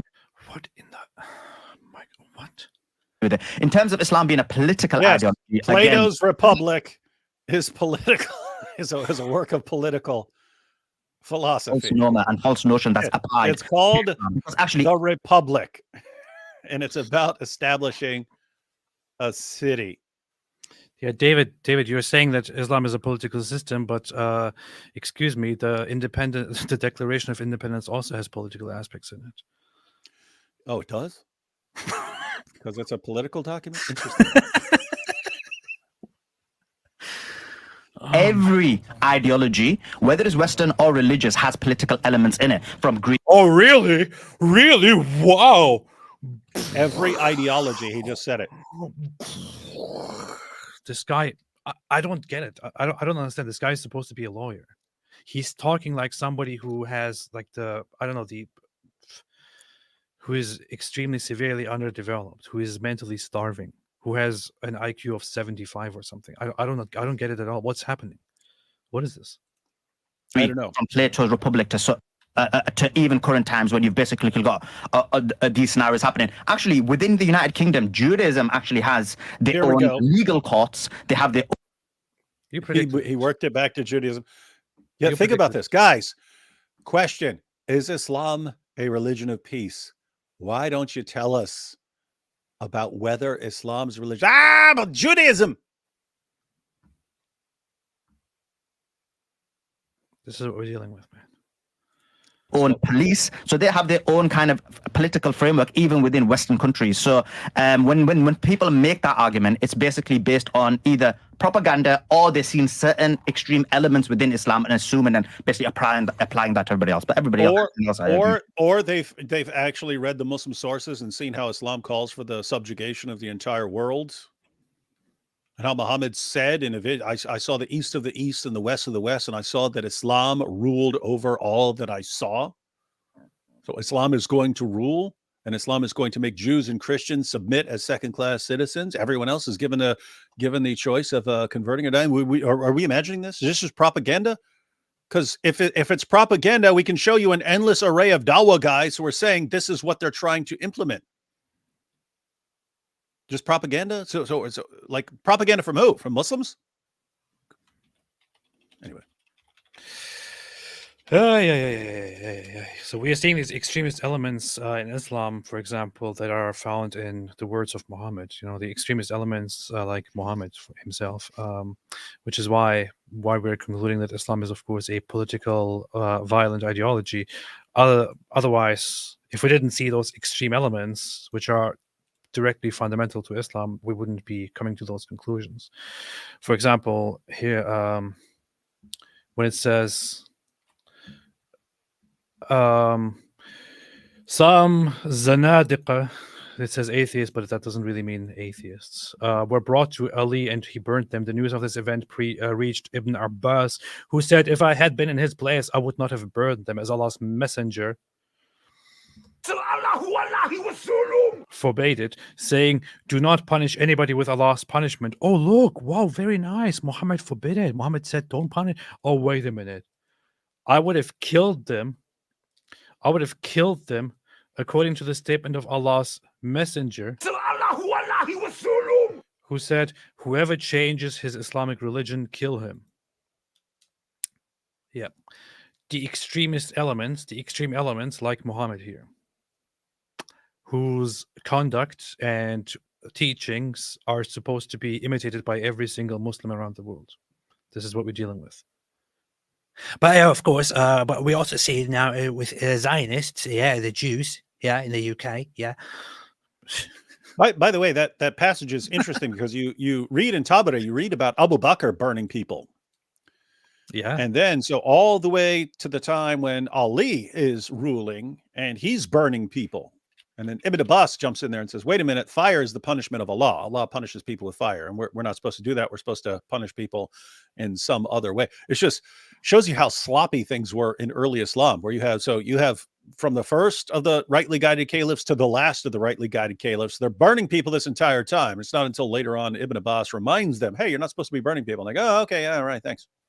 Oh, but David, you're saying that they were sloppy, but there are also elements in Zionism that are also sloppy. Zionists can also be very sloppy. Okay. Everything I say, I stand refuted. Thanks, Sully. I have been commanded to fight against the people until they testify that there is no God but Allah, that Muhammad is the messenger of Allah. And wait, against who? Against who? Against who? People. Against aggressors? Against the people. Against people who are attacking? Against invaders? Against Zion? Who? Everybody. Everybody. People. Everyone. Against everyone. Guys, if you're a serious Muslim who takes these sources seriously, so you're a serious Sunni Muslim and you read this, you read what Muhammad was commanded to do. I've been commanded to fight. That sounds bad. To fight against whom? People who are attacking you? No. I've been commanded to fight against people. Oh, until they do what? Until they stop invading, until they stop persecuting, until what? Till they testify that there's no God but Allah and Muhammad is the messenger of Allah, and they establish prayer and pay zakat. And if they do it, their blood and property are guaranteed protection. When are you protected?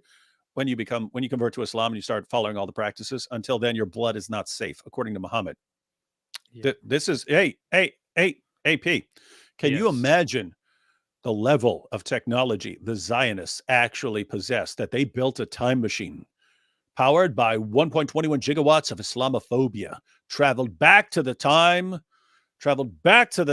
when Imam Muslim was putting this together, and they put a gun to his head and they said, "You're going to write this stuff so that we can use it against you in the future as propaganda to make people think that Islam has political aspirations."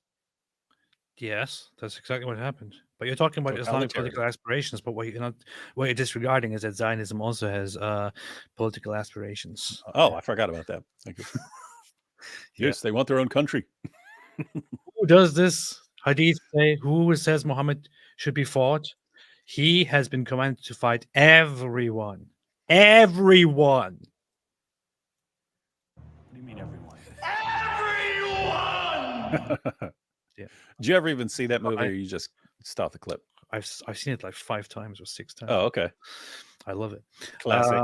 Yeah. Who should we send in there against the professional? Everyone.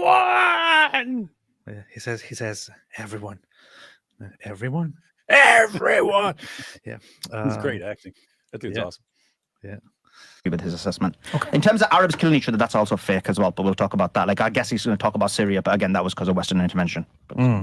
Oh, yeah. Say it, Sully. Run by Jews. Because fake as well, but we'll talk about by Jews. Zionists. Yeah, everything else, I agree with his assessment. In terms of Arabs killing each other, that's also fake as well, but we'll talk about that. Like, I guess he's going to talk about Syria, but again, that was because of Western intervention. Okay. Was October 7th a military operation or a terrorist attack? Again, the question is... It was an attempt to make peace and have fun together. It just went wrong at some point. And, it wasn't. According to Daniel Hakikachu, it's a bunch of people running across the border to see if anyone needs medical assistance and to take them to hospitals. Yes, that's precisely what happened. Precisely. Diana said, "What movie is that?" It is Leon the Professional. The Professional. The Professionnel. Leon the Professional. Leon the Professional with Jean Reno. You know, it's funny. That was the one where the guy would take a pill and he would go as soon as he takes the pill. Yeah. I saw that in prison in a room full of inmates, and the inmates were all confused. They're like, "You ever seen a pill that works that fast, man?" They're like, "No." They're trying to figure out what pill this was. Oh, in the end, when he opens his hand, he's got the pins to all these grenades and blows it up. I cannot emphasize to you enough how much inmates were cheering as he was like gunning down as he's killing all these cops. Let's just say that. Understandable. The whole place was going nuts. It was like the Super Bowl in there. Super Bowl. Off topic, and not sure if this was already said, but she was 9 years old. Guy is a Fuente-style anti-Semite. Earlier today on Nigerian Perspectives live stream, he unironically accused Jews of drinking blood. Very cringe.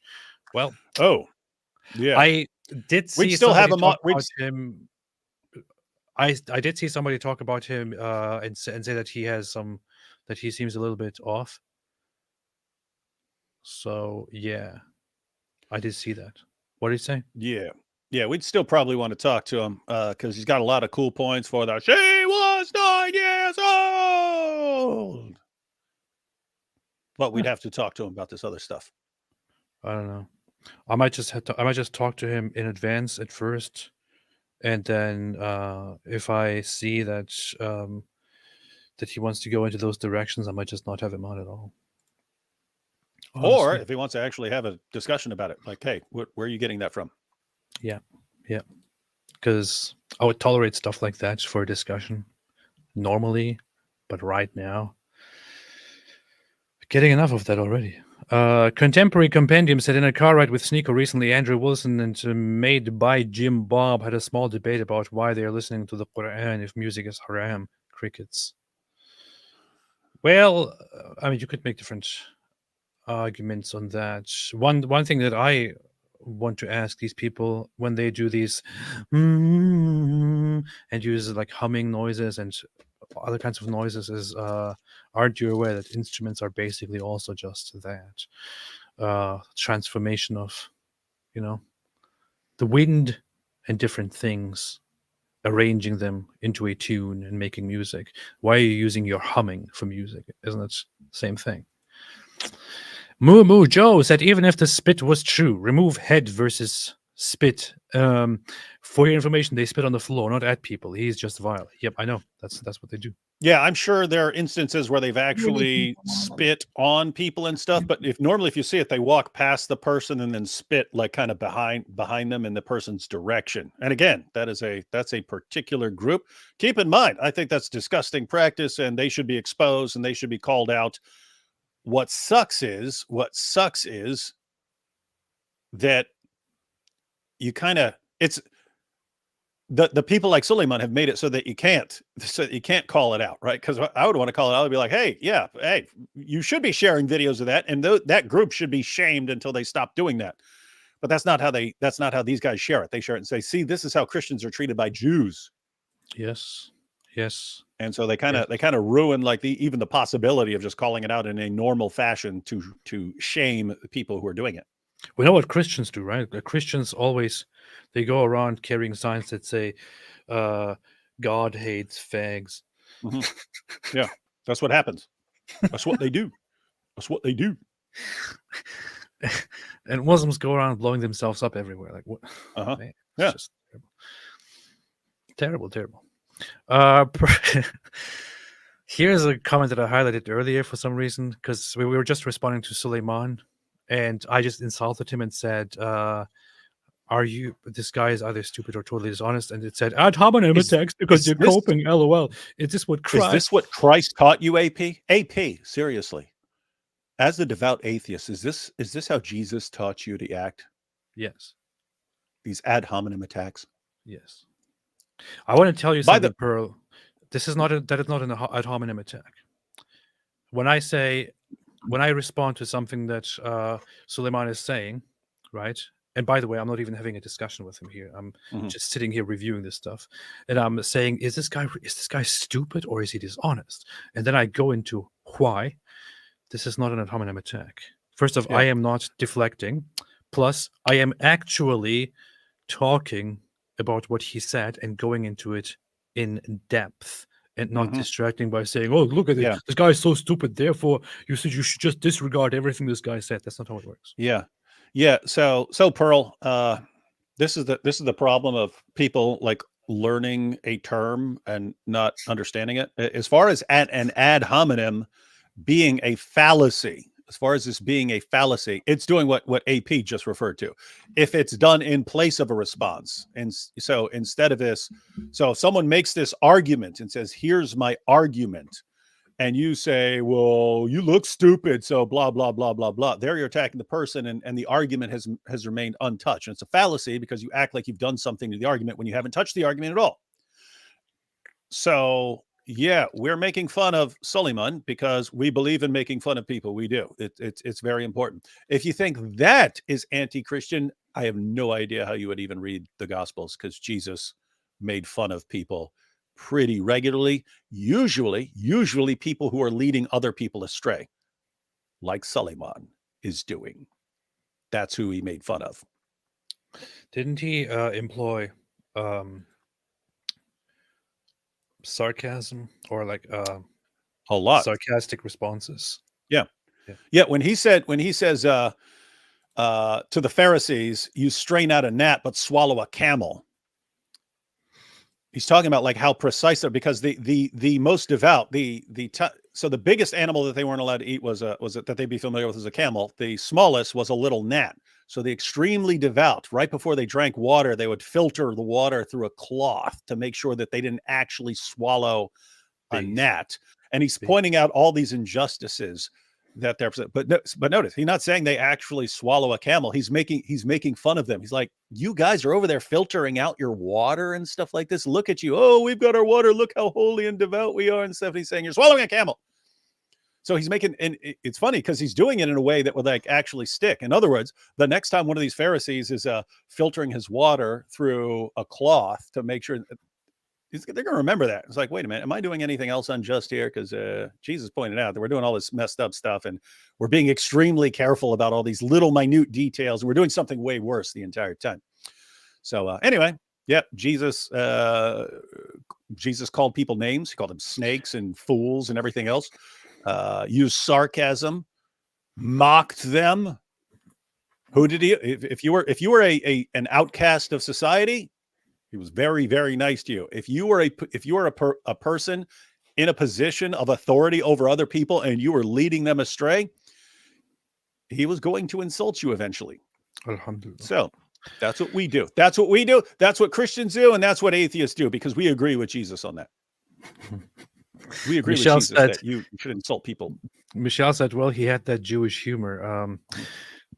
They're actually like this is a fun remark, but this just makes me think of multiple different things, which is one, yes, the Jewish humor that is still well alive today. It's pretty amazing.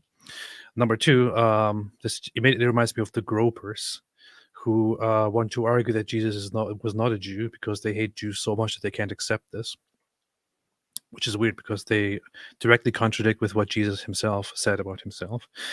He was obviously Jewish. And third, this actually puts something into perspective that I think people don't see, especially when they try to abuse Christianity, like Fuento, and say, "Oh, Jews, look, Jesus said this about Jews." Jesus was a Jew.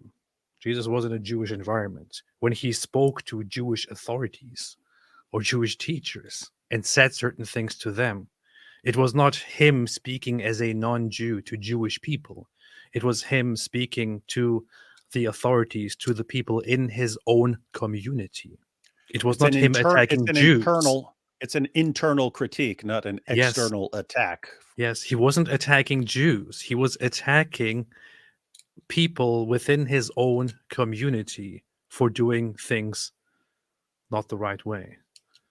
And this is a thing that I think the gropers and other neo-Nazis and Jew haters seem to miss so much, deliberately or not. But that's how you are supposed to read it. Yeah. Alhamdulillah. Lonely Crow said, if Arab starts counting your age only after puberty, then it explains why so many children died in Gaza, especially the ones with the beards. It does solve the mystery. Man. Yes. Red Olympus. Athens' democracy in 508 BCE was stolen from Islam. Yes. Exactly. Alhamdulillah. Marcher Mouse, Mr.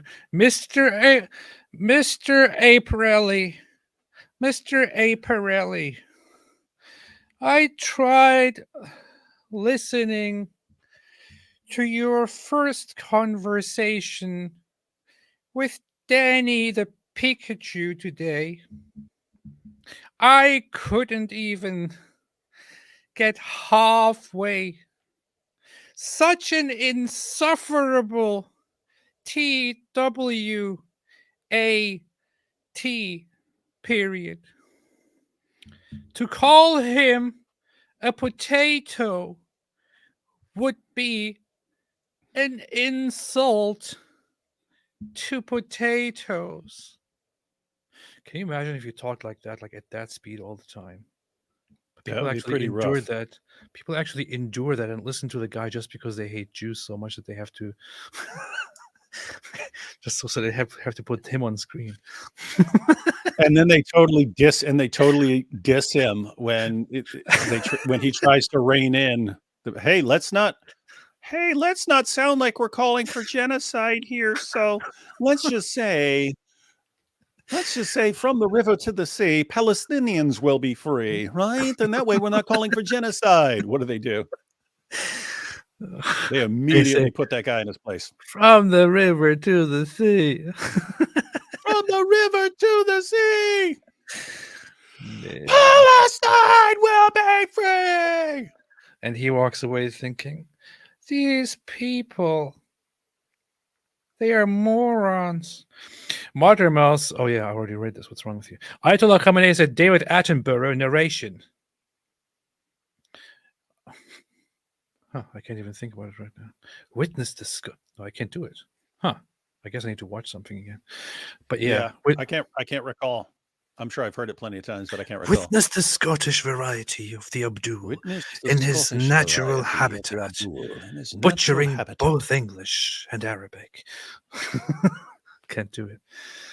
Something like that. Pretty good.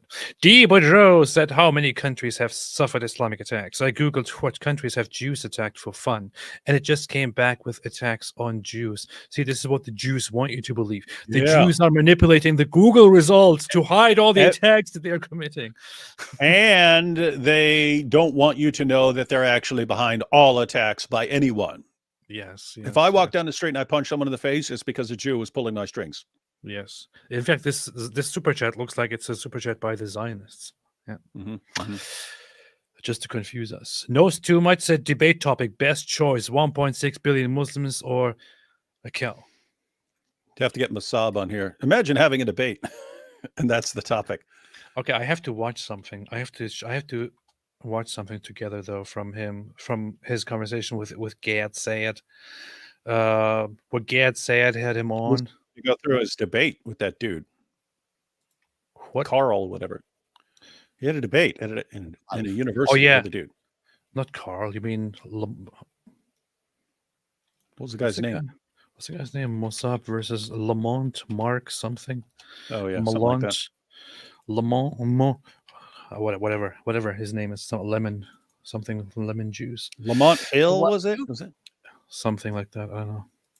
Done basically is exactly that, because you've said, I'm willing to give up all with Gaza and the tragedy there, but also can be Satan. And I don't like to see masked people on campuses interrupting the educational process, because this is exactly what Hamas and the Muslim Brotherhood did during the first Palestinian Intifada. They targeted schools, campuses, then immediately after, they targeted economy. Yeah, Mark. See? It sounds exactly like Carl. Mark, Carl, same thing. I think it's actually interchangeable. Mark, Carl. Yeah. If I know someone named Mark, I'm definitely calling him Carl, just so everyone knows. Yeah. That's why, for example, the name Karl Marx came into existence, because they thought, oh, yeah, just his Mark, Carl, what does it matter? So, yeah. An intifada in the United States. In the United States, it's the way of dialogue. We have elections, we have democracy, we debate. Some of us win, some of us lose. Those who lose. I know. I'm being told to turn the volume up, but the video is very low volume. It's not in my hands. Not in my hands. Yeah, guys. The only way to fix that is to actually download the video, then adjust the volume in an editing program, then play from there, and that's beyond the capability during a live stream. That is now wide spread in the United States and in the West. It is not a true story. So, with that said, Palestinians can be whatever they want to be. As long as they drop their mad idea to annihilate Israel, as long as they drop violence as a mean of achieving political agendas. So, if they want to practice Islam, I see them praying on the sidewalk.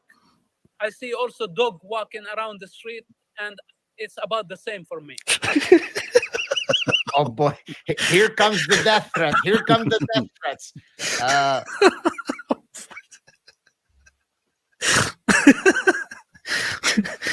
Man, this is a typical Mossab Hassan Yusuf comment, and he doesn't care. I see them on the ground, and I see a dog crapping on the ground, and I think it's all the same to me.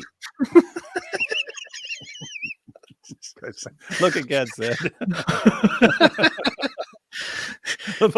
Masab, what's hilarious is everyone else who hears what Masab says cracks up laughing at how messed up it is. He's dead serious on his face. I know, it's the same thing with I choose the cow. Yeah, and God is like, oh no, here come the death threats. And Masab is totally, can't believe he just said that. Serious, totally serious. It's so messed up. Oh man, how about no? I don't buy your proletarian. I still don't know what he meant actually. I wish someone needs to just someone needs to combine just all his little word salads there. What in the hell was it even? Put him into one like video. by Brett Weinstein or whatever the name is. So you've got these ideas in many cultures. You got these ideas in many cultures, yeah. In terms of what you said, of course, we received democracy from the Greeks, but you know how we got that information? Yes, we got it from Able to attack Islam, and he's fine. He even said, I hate Islam, but he would never say about I hate Judaism, even though Judaism culture in current times. When he's mentioned about advancements, that's right in current times, but then obviously that's failing and it's ignoring the entire history, right? So what that demonstrates is you don't need to be a specific culture or religion, because if you look at history, it was many of the advancements that were made both in science, culture, literature, the Renaissance in terms of Greek philosophy, theology, science, all of it came from the Islamic civilizations. So that they weren't backward, they were actually visionary in the past. Obviously things develop, things change. In terms of Islam being they were visionary, but sadly it just didn't last. They were great visionaries for a couple of years. Allows all religions, cultures, and psychologies within it. Now, in terms of what he's talking about in terms of freedom, I'm for all the freedom. The problem is we're seeing against Judaism, you speak against Zionism, gulags. You're not allowed to, right now in the United States, you can't even do BDS. In the United States, you can't even bang the sheep. Yes, there are extreme elements. One isn't going to deny. And so extremism is bred from different ideas, cultures, and it's even from atheism. We've seen the huge amount that's happened in terms of atheism. So extremism is everywhere. Now, in terms of Islam, I've got no issue with people being Muslim, Christian. They could be what they want, right? No problem whatsoever. My issue is when there's dual standards. So someone like Destiny feels pretty chill about attacking Muslims. No problem. All good. As long as you're willing to debate the ideas, right? But the same type of people basically lose their minds if you're willing to talk about Judaism. They'll call you anti-Semitic. They'll want to put you in jail. So there is the dual standards, and Judaism has the same standards that Islam has. You're an atheist. Didn't you actually do a debate on Judaism? I did. Yeah, you had a debate. Daniel Hakikachu, who basically is has the same mindset as Sulaiman here. Except Daniel Hakikachu is a bit more honest in that he actually will acknowledge what he wants in the world and stuff like that.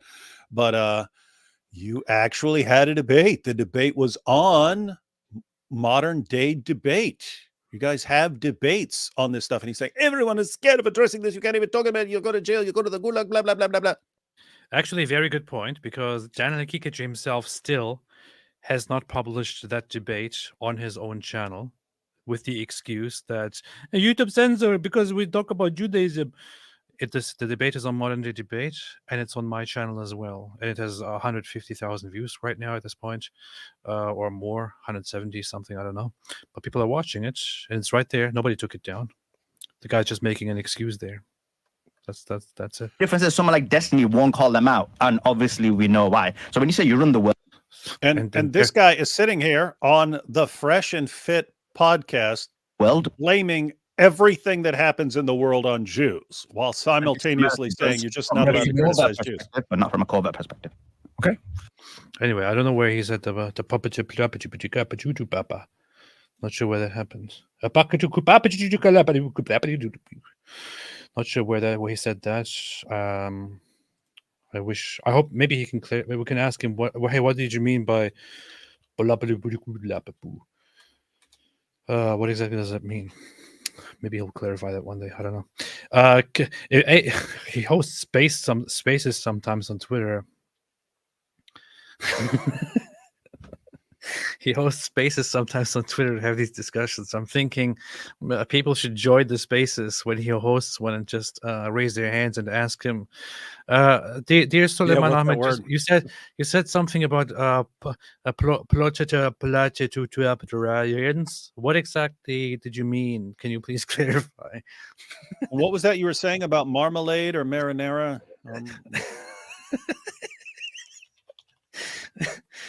Oh man. Historic liter. Oh yeah, here I got it. Wait a minute, got it. Within and based on your own argument, it will end. And actually, many historians say that the proletarians within any society become the dominant. And right now, according to even historical literature, the Wait a minute, look at this. The captions, the automatic captions say pro-terrarians. Yeah. Yeah, the pro-earthlings. Is that what is it? Yeah, What would yeah. be? We all know the Protarians. The Protarians. They take over in any culture, and right now Muslims are the Protarians. The pro-earthlings. No. So the pro-earth Yeah. people. Yeah, they are. Come on, Greta Thunberg is the Protarian, guys. Greta Thunberg. Get it right. I'm Muslim. What are you talking about? Even the automatic captions are like, what the hell did he just say? Within any society become the dominant, and right now, according to even historical literature, the proletarians are the Muslims. Yeah, think about that. What he just said. According to historical literature, right now, the Muslims are the proletarians. According to the historical literature, guys, what does it take to realize this guy's just spouting complete nonsense? There is no such word. That his fault. I'm just saying, like if you combine it and insert any word there, according to the historical literature, the proletarians are the Muslims right now. What historical literature shows that Muslims are anything that word could possibly mean? Sully, Look, I Google it and it says, "Did you mean totalitarian?" Yeah. It's funny if he's actually a genius and this is a debate tactic. It's like, well, if no one actually understands anything that I say and it's all just gibberish, then they won't be able to refute me now, isn't it? Yeah. And say that the proletarians within any society become the dominant, and right now, according to even historical literature, the proletarians are the Muslims. The proletarians. You heard it. The proletarians are the Muslims right now, according to the historical literature. I'm not sure which historical literature, but it's Sully, so we know that historical literature is out there, so he can give us his reading list. I don't get it, because the first thing that comes to mind is, okay, is he trying to say proletarians? But then how does that make sense? That would be the working class, but that doesn't make sense. No, it doesn't. I don't get it. According to the historical literature, the bourgeoisie, that's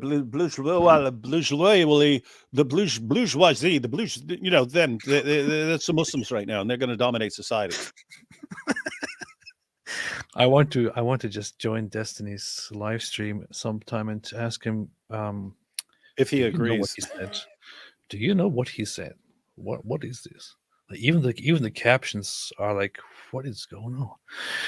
The gargat trees are a plant in the genus Lycium, which include goji berries. So feed your kids goji berries to protect against Muslims. This is only a speculation, though, I think.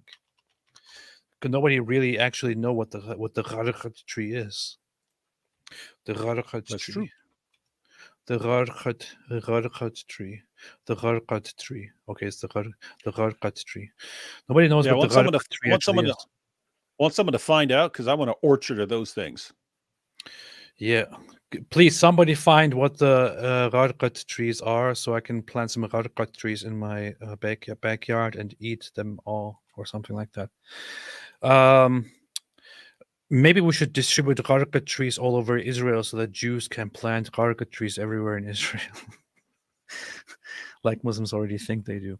Alejandro Sudiro said, I am convinced that Islam is not man-made. Although I also believe that Islam is not the truth from God. So are you saying that this guy created Islam?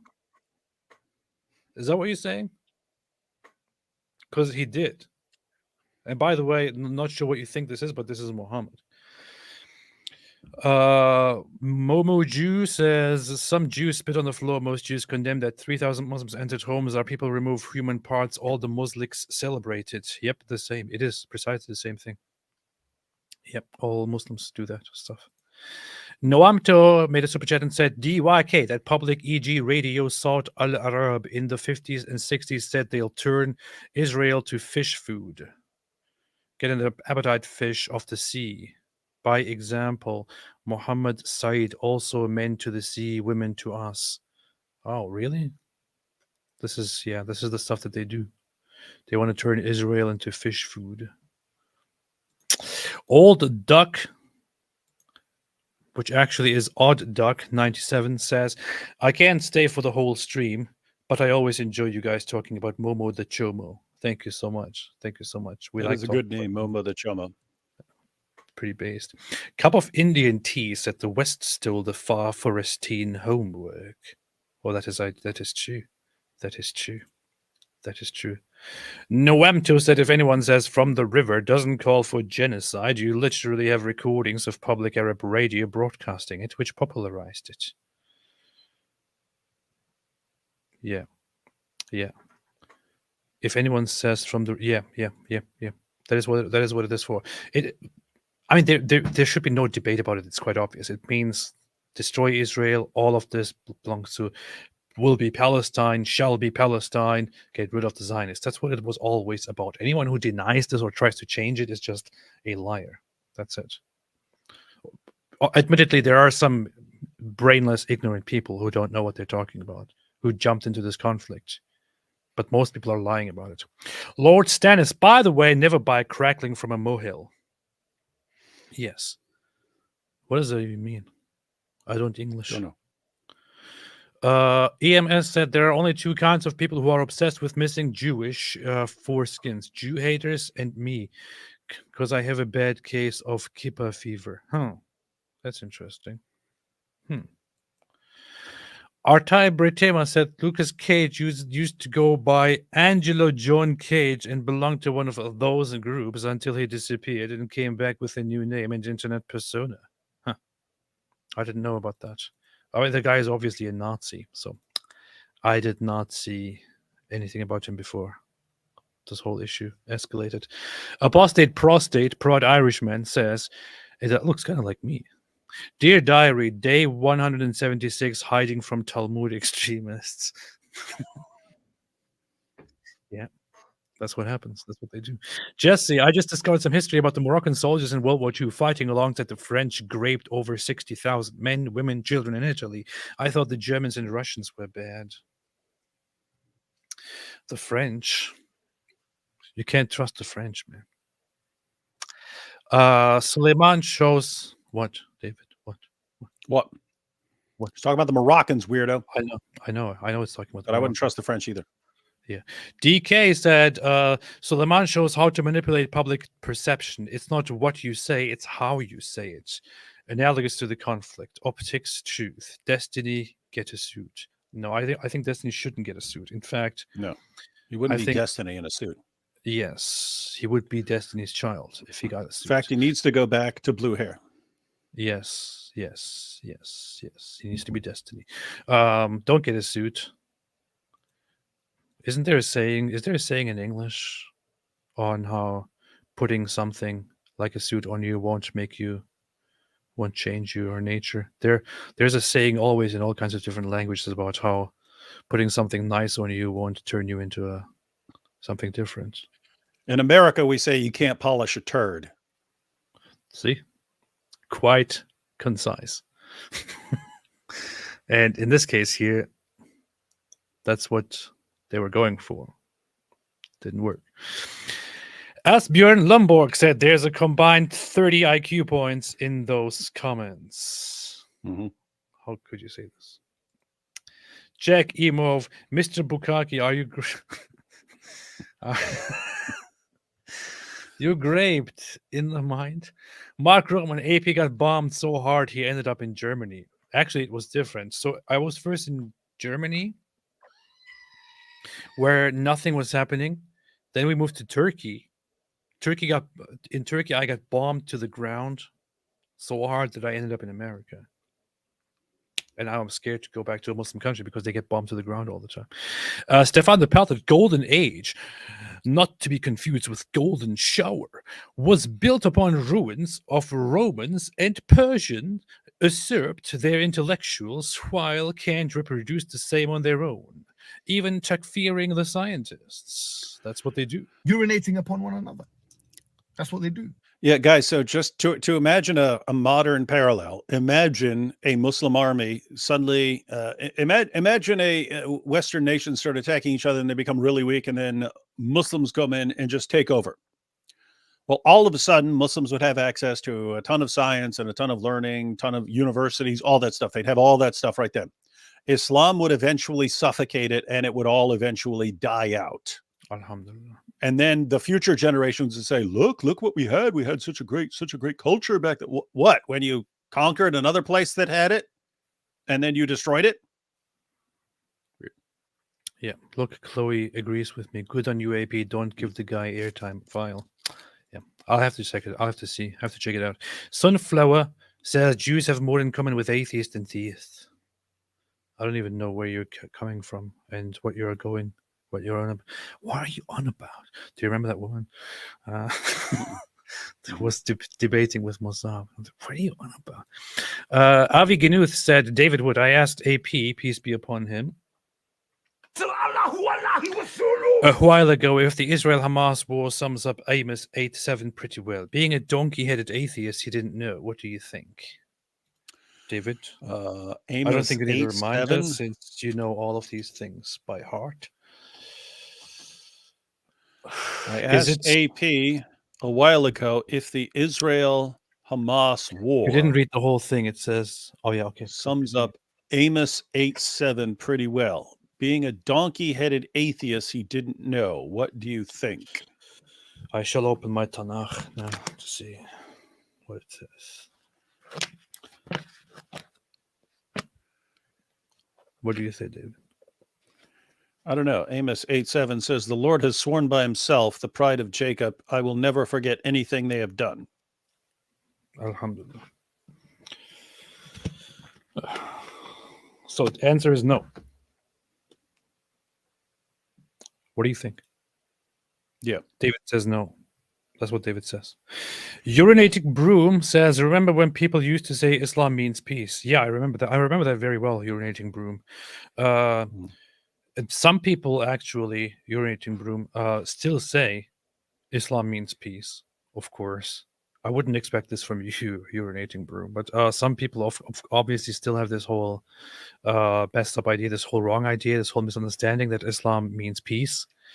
But thank you, dear Urinating Broom, for bringing this to our attention. It is, in fact, not true. Islam does not mean peace and is not peaceful. But thank you for your super chat, Urinating Broom. Stefan the Pelted, I already read this. Ari Wasserman said, people correctly found jokes I made in the heat of the moment during the live stream about Rahma Zain's debate with Masabaz and Yusuf inappropriate and misogynistic. For that, I honestly and sincerely apologize. Huh. Here's the thing, Ari. You have been so humorous on this channel so far that I'm not supposed to. I'm not sure if this is actually serious or not. But in case you are, in case it is serious, yes, that's good. That's good. That's good. That's good. That's good. That's good. That's good. Thank you. Striker A said, little known fact, the Jews both caused the Iran-Iraq war and they made Saddam Hussein invade Kuwait. Oh, and the Afghan communist coup in 1978. Yeah, there's also the Jews were responsible for the extinction of dinosaurs, and there was also actually a recent article which it's not entirely completely accepted by the scientific community, but it has been introduced as a hypothesis that that Israel and Jews were actually behind what is now known as the Big Bang. But I would still wait for further investigations and further research by scientists. Michelle G said, the founder of Islam, Muhammad, versus the founder of Christianity, Jesus Christ. The difference is darkness versus light. Everything is different in their teachings. That's exactly what Destiny said. You know, you're just copying Destiny. Well, but Sneeko says Jesus is a Muslim, so that solves it. But Sneeko says that Muslim just means somebody who submits, upon which it can be responded that somebody who wears a gimp suit is also a Muslim. So that's that. And in fact, you could then infer that you could also refer to a gimp suit as a Muslim suit. Mm-hmm. So, which it's a thawb. Which I'm sure it's my thawb.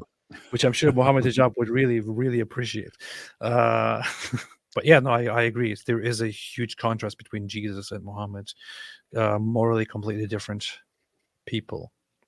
And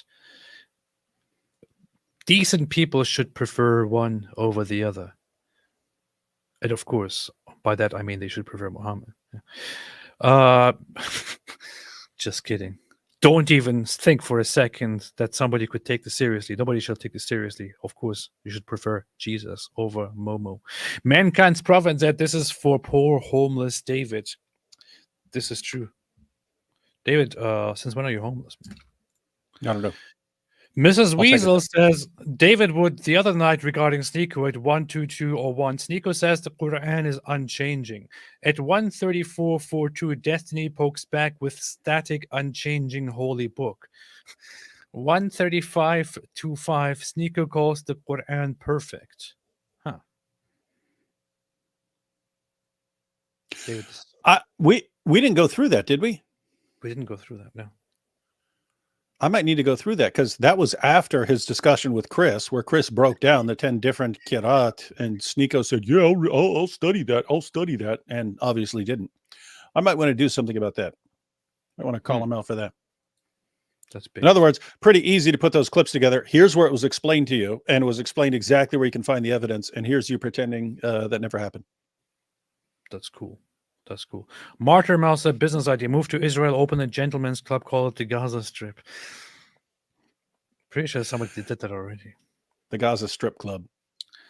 I was referring to people in Gaza as the Gaza strippers because I didn't know how else to call them. But then I found out that that's apparently not appropriate. So I stopped doing that. Cream or the Dreamer with a very inappropriate profile picture of food says, what do you make of anti-Zionist Jews? Are they the cultural equivalent of Sephardim who once said better the Turkish turban than the papal tiara? It depends on which Jews you're talking about. There are those who are anti-Zionist Jews who are secular people, and then there are those who religiously motivated are anti-Zionist Jews. Completely different motives, completely different purpose, completely different attitudes. Depends on who we are speaking to. I can't say very much about the religious side, except for the Neturei Carter, who are just despicable people. Yeah, I think the religious ones believe that the punishment for breaking the covenant was that they would be scattered among the nations, and that's not being fixed until the Messiah returns. And if you decide to do it yourself, it would be kind of like the red heifer group saying we're doing this, even though what they view as a prophecy is that the Messiah is going to do it. It's like we're going to go ahead and do it. We're going to go ahead and do it ourselves. So I think they regard taking the land back as like, you're not supposed to be doing this. You're not supposed to be doing this right now. You're supposed to sit back and wait and take your punishment until the Messiah returns. Yes. Or if you try to trump that, you're like delaying the coming of the Messiah because you guys are in more rebellion. I think it's something like that. But I definitely do not fully grasp the reasoning. Yes. There is I remember Dr. Annette Wolf talking about this issue and also making a tweet, which I always liked, which I always had that handy, just like her book that I always have handy here, which is this one, which says we should all be Zionists. But she was even Muslims should be Zionists. Yes. Even Sulaiman Ahmed should be a Zionist. Yes, even he should be. But she was explaining how when she speaks to students, it is always very interesting when they figure out that when religious anti-Zionists are against the state of Israel, they are actually for Zionism. They are for the existence of Israel, just not now, but later. Mm-hmm. So it is a funny realization that people get. Well, it is funny because you'll have these guys side by side with Muslims, and Muslims will be saying, "You see, these are the true Jews." Wait, those guys believe they're taking the land. They're going to have the land. They're going to have the land. It's not going to belong to Islam.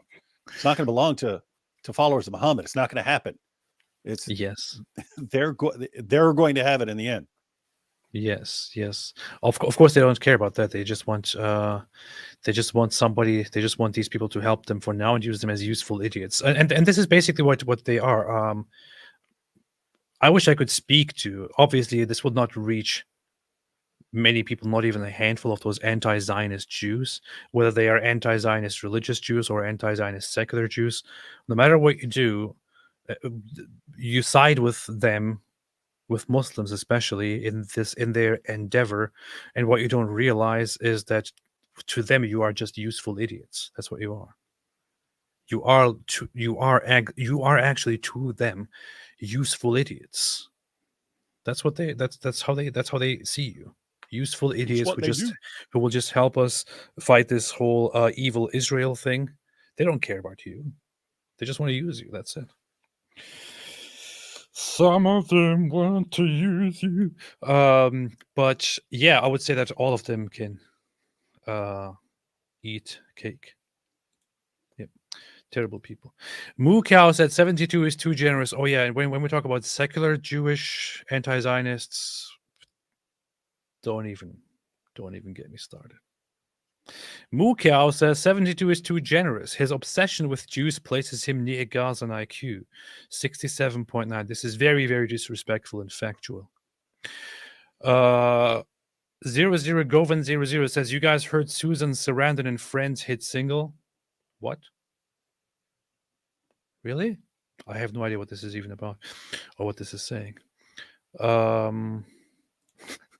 Avi getting with David Wood. I already read this. What's wrong with you, man? Goat Hub says, Islam may not be the future, but goats can be in yours. Oh, hey, AP, we changed our logo back just for you, baby. I appreciate this very much. Thank you, Goat Hub, and much success. Thank you. Hang on, dang. What? The standard progressive matrices was standardized in the Gaza Strip in 2012-2013 on a sample of 1,678 boys and 1,817 girls aged 8 to 18 years. The sample obtained a British IQ of 67.9. Yep. Their IQ, compared with an average of 100, is 67.9. You're not supposed to talk about this. This is very offensive. That's pretty bad. That's like, isn't that like below the retarded mark? You're not supposed to talk about this, man. This is very, very, very, this is very, very disrespectful. I got another one. No, there was another one with 257 children age 6 to 11.5. Children. Tested individually. They obtained a British IQ of 85. So that's better. It's kind of in the dumb range, but not the... There are different methods and different graphs and different findings, and I think there's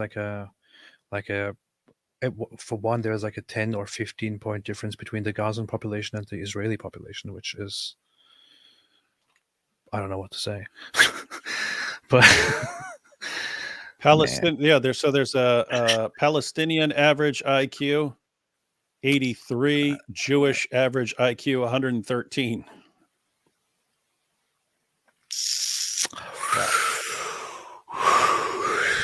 This is very disrespectful. You're not supposed to talk about that. Over 30% of marriages in Gaza between first cousins, average IQ 67.9. But it's because the Zionists. For comparison, Forrest Gump's IQ, it was 75. It's because Zionists keep them stupid. That's why it happens. It's all the Zionists. What you're not taking into consideration is Zionism. Urinating Broom said, but why did it stop at the borders of Europe? Well, because it just didn't work. Because it wasn't successful there. Didn't work there. Why are you stuttering? Why stuttering? Suddenly he said, if David Wood did something bad, it would only be 2.7% his fault. That's true. Yeah. I'm 2.7% Jewish, ladies and gentlemen. So if I do something bad, it's 2.7 my fault. Alhamdulillah. 2.7%. Sorry, Hosea87 says Avi Ginuth. Oh, Hosea 87. You didn't even get the reference right, and now it's my fault. Yes, it's your fault. It's always your fault. Always your fault. is all the Jewish. Yeah. If you want to apply that they sow the wind and reap the whirlwind. Yeah, I mean, in context, that's Israel. That's Israel doing something, but you can apply that as a principle. That has become a sort of a saying. You sow the wind and reap the whirlwind. Aisha's goat. Hey, what's up? Says, can we get more warriors for Christ instead of cowards for hippies?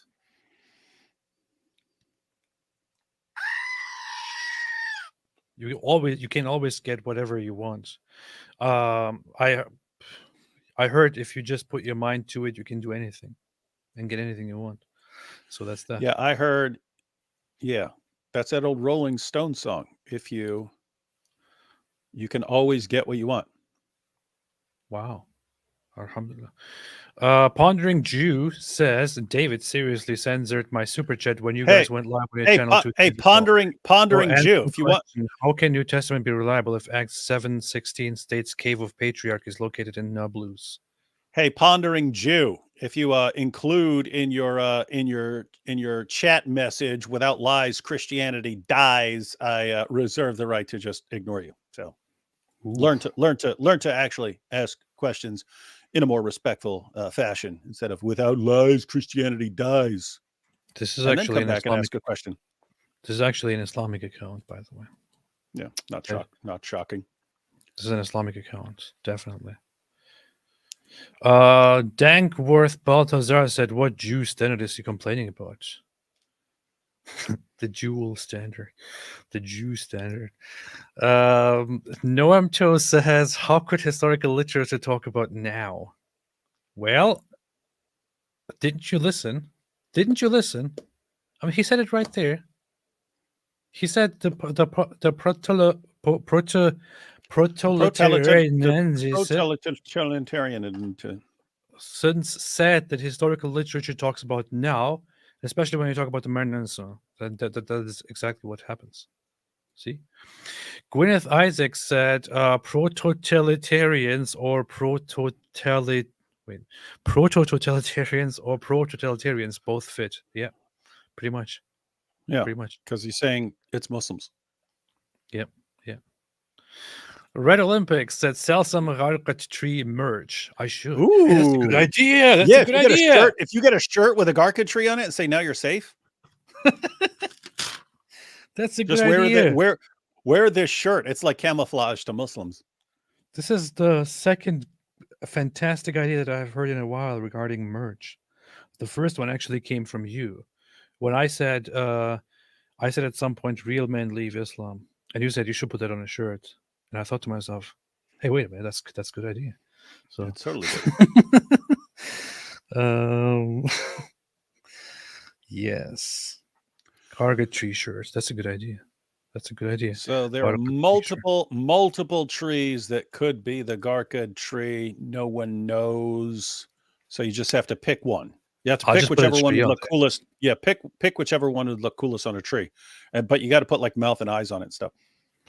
I will. Yeah, it talks. It has to somehow. It has to say. It has to not give anything away, despite having a mouth and nose and eyes and all that. That's how it is. That's what they do. Hey, we should make a video about Muslims waterboarding a Garkat tree to try and find out where the Jews are hiding, like torturing the Garkat tree. I did hear the theory before that the Gargat tree in the Hadith may be referring to the Christmas tree. So I did hear the theory before. There are actually like journal articles trying to figure out what the Garkat tree is. Yeah, it's interesting. Journal? They are actual science. Okay, that's funny. That's funny. Yes. Jews are reading the Quran and the Hadith and the Islamic history more than ever before, more than their own Torah and other Jewish scriptures. Why would they do so? They are using the scriptures and history of Islam to prepare for the war with Muslims, the great war of Armageddon. I really want to go to some rabbis and make them watch this video and see what they think about it. See their initial reactions. Yeah, Armageddon ready to go ask these rabbis about why they're planting so many garlic trees. Well, and they will say, "Well, why are you asking me? I'm getting ready for the war." Yeah, they'll say, "We have no idea what you're talking about," and Sulaiman will say, "You see, this is proof that they're lying. See, they're clearly preparing something. That's why they are saying we have no idea. Otherwise, they would say it openly." In a rapidly changing world where challenges seem to emerge from every corner of the globe, right now, the outside world is unpredictable and even unsafe. These fitnas are taking over the world. Dr. Bilal Phillips recognized this pressing need, and so came the International Open University with the best mentors. Really, man? Gosh. And in the rest of the world generally have been planting a specific type of tree inside and around their homes. And every now and then, we keep on receiving news about Jews planting new forests of the gharqat. News from where? Where do you get these news from? Who is telling you about this? Where do you get these news from? Which news? Can you share those news with us? And I'm not saying nudes. I'm saying news. Can you share the news with us of people of Israelis planting larger trees? Hey, your mic is massively distorted now.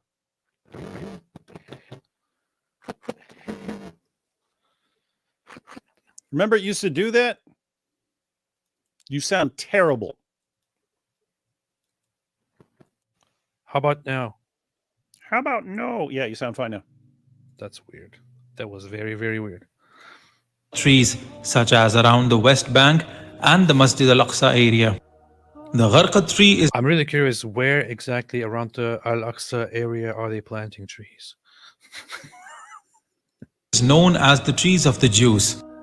And now, thanks to all the recent news reports and social media postings, gharqat tree is being associated explicitly with the Jews living in Palestine. Yeah, thanks to all the posts by Muslims, now they're just... Jews, are you watching this? Israelis here, are you watching this? These people actually think that you guys are aware of these ridiculous prophecies about the end and the gharqat trees, which is the tree of the Jews, which will not give you away, while all of the other trees and rocks will say there's a Jew behind me, come and kill him.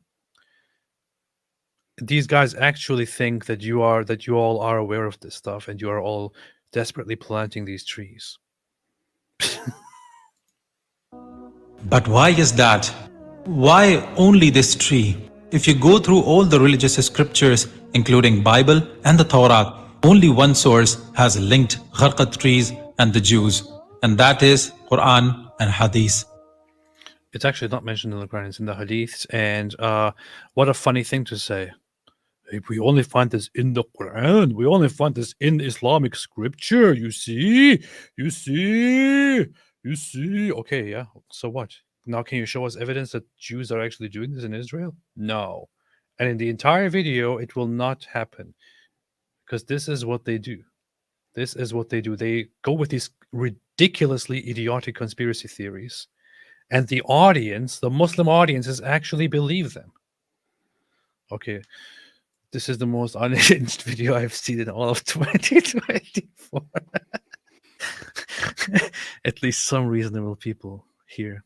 But around that, you will see stuff like, whatever they do, they will not succeed. Allah will punish them. These people are retarded. There is no other way to put it. I'm sorry. This is why you will always be miserable, Muslims. This is why the Muslim world will always be miserable, while those very people that you accuse, the Jews, are prospering. And then you complain again and say it was the Jews. The Jews made us complain about the Jews, so we couldn't develop. Hey, Isa, what's up? Isa Kabir said, how are you all doing? Anti-Semitism is a real problem. It is indeed. Thank you for pointing that out. Alhamdulillah. Christopher Keating said, it makes perfect sense. The proletarians are the oppressed class in Marxism, and the Muslims are in the new oppressed classes for neo-Marxists. That's the only way I could see it, but it just, I don't know, man. I don't know. I don't know what to say. I don't know what to say. AP saying it. Yes, I am. Jeshurun said, "Will hiding behind cannabis trees." That's a good idea. If Jew have a plan to protect them, what about the Christians then? Christians don't need protection because they will be taken care of in different way. Because Jews bad, and even nature will say, oh, we know what is this. We know we hate Jews too. The tree will say, Muslim, come over here. Look at me, Muslim, come over here. Come here, Abdullah. There is a Jew behind me. Kill Jew. That's what the trees will say in the Islamic future. Red Olympus says, unfortunately, the spitting video comes to the top of the results when you search about the religion. That's because people are retarded. Grace174 says he means to say proletariat. He's just doing a bad Marxist analysis. Proletariat. How Muslims will rise up from being oppressed because they're little guys. I don't even know. It doesn't even make sense. Even in that sense, it doesn't even make sense. I don't get it. I really don't get it. Gnome2 says, if someone is ignorant and they give an ignorant statement, they're liars because they lie that they know what they're talking about. Kind of. David, what are you obsessed with right now? What? What are you looking at? Bunch of stuff. German AP said the future is German. Look at this profile picture. Phobos Hostess made a super chat. Thank you so much for the shekels from Mossad directly. Gnome 2, is David's 2% Jew DNA what separates him from chimps? It is, I think. I think it is. Jack says, I'll buy a tree shirt for sure. I hope you do so. I hope you do so. Pondering Jew said, David Wood didn't mean disrespect. That's exactly what someone who disrespects would say. Just a truth seeker. That's exactly what somebody who doesn't seek truth would say. Just a truth seeker who said, who finished my comment with, without lies, Christianity dies. Said that to give you a taste. The rule is, if you say without lies, Christianity dies, you're under a 1-month penalty. Then come back and ask your stupid question. Until then, I'm not interested. See, David can't take criticism. He likes to dish out, but he can't take it himself. See? We take it all day long. You're not starting up that line around me, sport. Said that to give you a taste of your own medicine. See, that's exactly my what own medicine. David doesn't want to give medicine. I'm Israeli, not Muslim. Yeah, that's exactly what giving you your own medicine. All right, you can give me my own medicine on your show. That's exactly what a non-Israeli and a Muslim would say. But yeah, would appreciate if you could answer the question. That's exactly what someone would say who wouldn't appreciate the question. You come back 1 month, ask your question in a respectful manner. Okay, I will send your question to David every day to see what he says. No, even you can wait a month. I'll block you all. Red Olympus said stupid merch ideas could be bonsai trees with label or custom pets.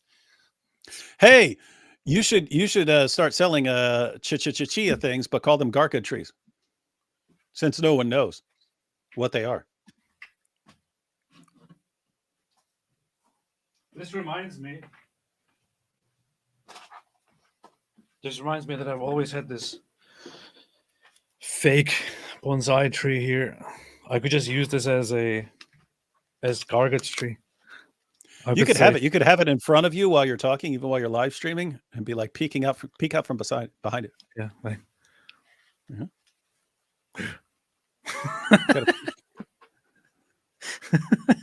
This really doesn't defeat the allegations that I just have all kinds of different things in my background and just pull them out whenever, all kinds of random things. Yeah, it's like Grand Theft Auto. Yeah. Look at it. This tree will never say a single word. Not sure how it's supposed to hide anyone, though. Look at this. Anyway. So, Prophetess says Momo loved his leather strap-ons. This is very, very disrespectful. I like it. Jack said, I'll buy a tree shirt for sure. I hope you do. Red Olympus said, personalized watering can, Garkat tree grower. Well, that's very nice. That's very, very That would nice. be cool. Watering can. Get your own watering can. Garkat tree grower. And Garkat tree seeds. Grower. Sheikh Ma Wingeling says if the trajectory continues as it is, Islam will fall due to stupidity. That's what happens. That's what happens. Imbecile. The creepy part is that if you get enough stupid people, they can do a lot of damage to the world. Alhamdulillah. I should go. Yeah, I should. This is funny. I should have my goat sit here and play with the. Like always hang out. That's good. On the tree. I should put this in the background. Yeah. And then sometimes the goat is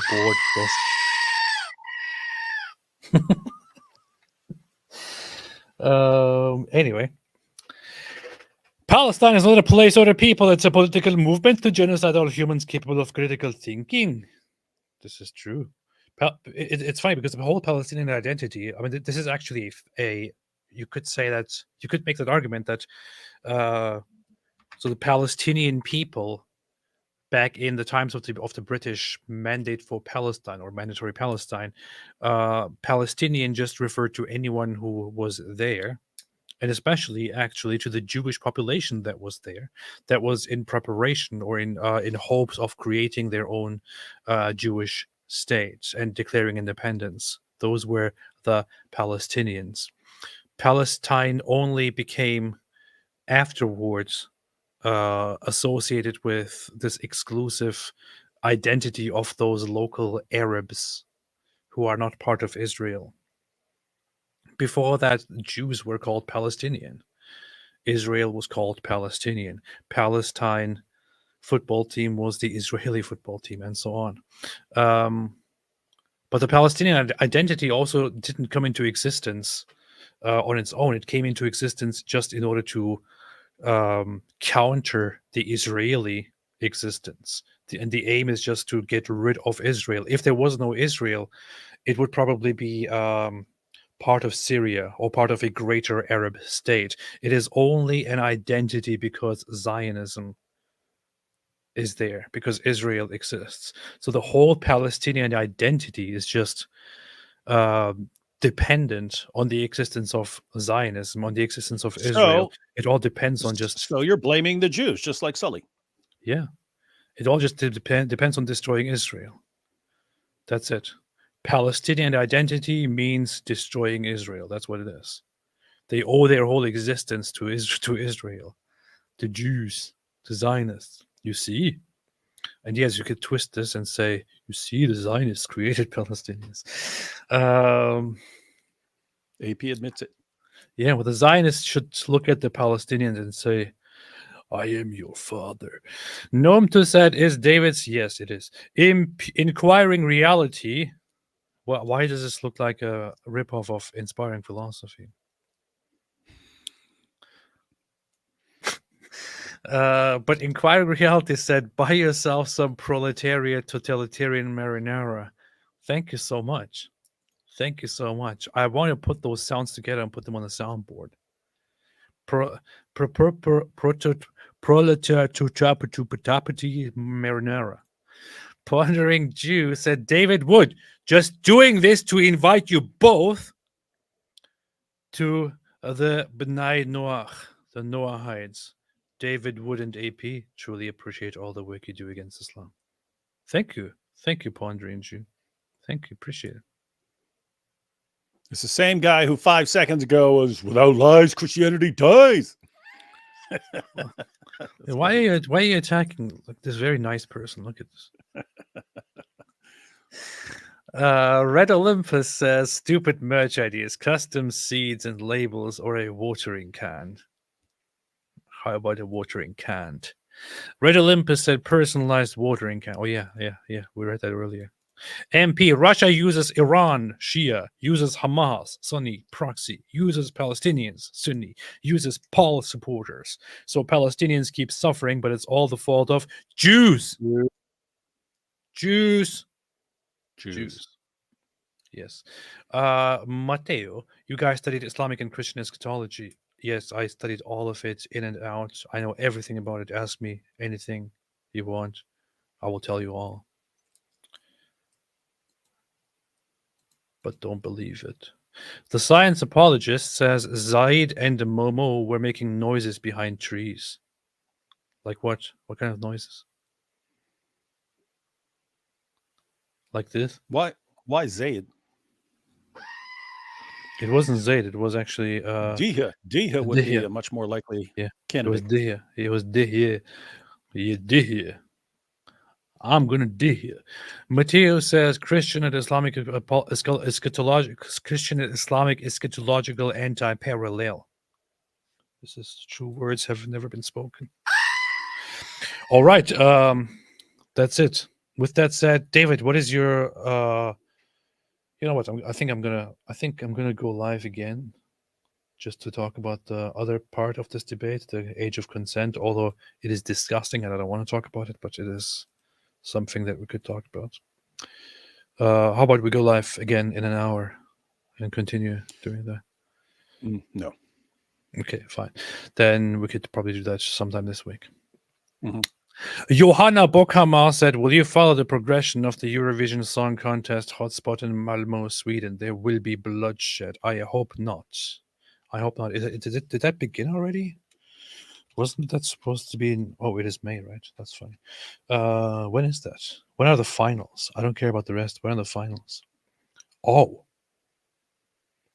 It is May 7 to May 11th. I see. Oh, right around the much corner, of much of Europe, especially Western Europe, usually doesn't care that much about Eurovision Song Contest, but this year it is especially important because this ranks right up there with the World Cup for Americans because of Israel. Because they were boycotting and were demanding Israel to be kicked out and all that, and I don't know. Let's see how this goes. I don't even know what's going on. I need to follow this closely. Maybe I could comment on it. And I could turn this into a reaction to music channel. All right. CB said, hey guys, love from Australia. Unfortunately, we are having here issues here. A Muslim kid stabs a Christian priest and Muslims acting like they are the victims. That's terrible. What? A Muslim kid stabbed a priest there? In Australia? Wow. Yeah, and we pointed out the how different the cultures are. When the Christian priest got stabbed, the first message he posted afterwards was telling Christians, "Hey, do not react violently over this," and telling, "Hey, don't cause problems over this." Why stop? The only message to the Muslims was, "I forgive you." And you compare that after every single Islamic terrorist attack in the West, the message is of Muslims, like groups like the Council on American Islamic Relations, is not to tell Muslims not to do anything over this stuff. It's to tell non-Muslims, hey, you better not have a backlash. And we're all worried about the huge anti-Muslim backlash that never comes. It was totally different. It was the message after every Islamic terrorist attack is never, ever, hey, Muslims, stop doing this. Not from Muslim organizations. It's, hey, you unbelievers better not get mad over this. You see, the Christian guy was stabbed and he said, I forgive you. It's because Christians are weaklings. If they were strong like Muslims, they would have stabbed 1,000 people back. This is why Muslim will win. Alhamdulillah. Yeah, and I'm not sure what the latest updates are about Bishop Marmari, but the last I saw, he was in Jerusalem. He went to Jerusalem. Really? Yeah, traveled to Jerusalem. What's with his eye? Is his eye to better celebrate now? something? No, he still had an eye patch on. Okay. And people were saying that in the Arabic version, he had mentioned that he had lost an eye. I still get daily messages saying it was all a false flag and a setup. It's because the Zionists wanted it. The Zionists. The Zionists. أقول في هذا الحادث الذي حصل قبل أسبوعين هذه العين فقدت. أطلب من الرب يسوع المسيح. أطلب من الرب يسوع المسيح. I don't know what he's doing. If I had a missing eye that was chopped out by a jihadi, I would get this cool tricked out eye patch with a big cross right in the middle of that thing. Big cross right in the middle. It's because he's not as cool as you, man. That's why. Yeah, he does say that. Hey, are Muslims hearing this, by the way? How he refers to Jesus? أطلب من الرب يسوع المسيح. يسوع المسيح. Are you hearing that, Muslims? أطلب من الرب يسوع المسيح. He's not saying Isa. Isa. That's what you say. He's not saying it. يسوع المسيح. أطلب من الرب يسوع المسيح. أطلب من الرب يسوع المسيح أن يقبل هذه العين كعربون محبة وعربون تضحية، ولكني أخجل أن أقول أنا أضحي للرب. ما صنعه الرب على خشبة الصليب لا يوجد إنسان على الإطلاق أن يوفي ما صنعه الرب يسوع المسيح، ولكن أصلي يا يسوعي الغالي الحبيب أن تقبل بنعمتك وبمحبتك، أن تقبل هذه العين عربون حب لكل إنسان مسلم أينما تواجد.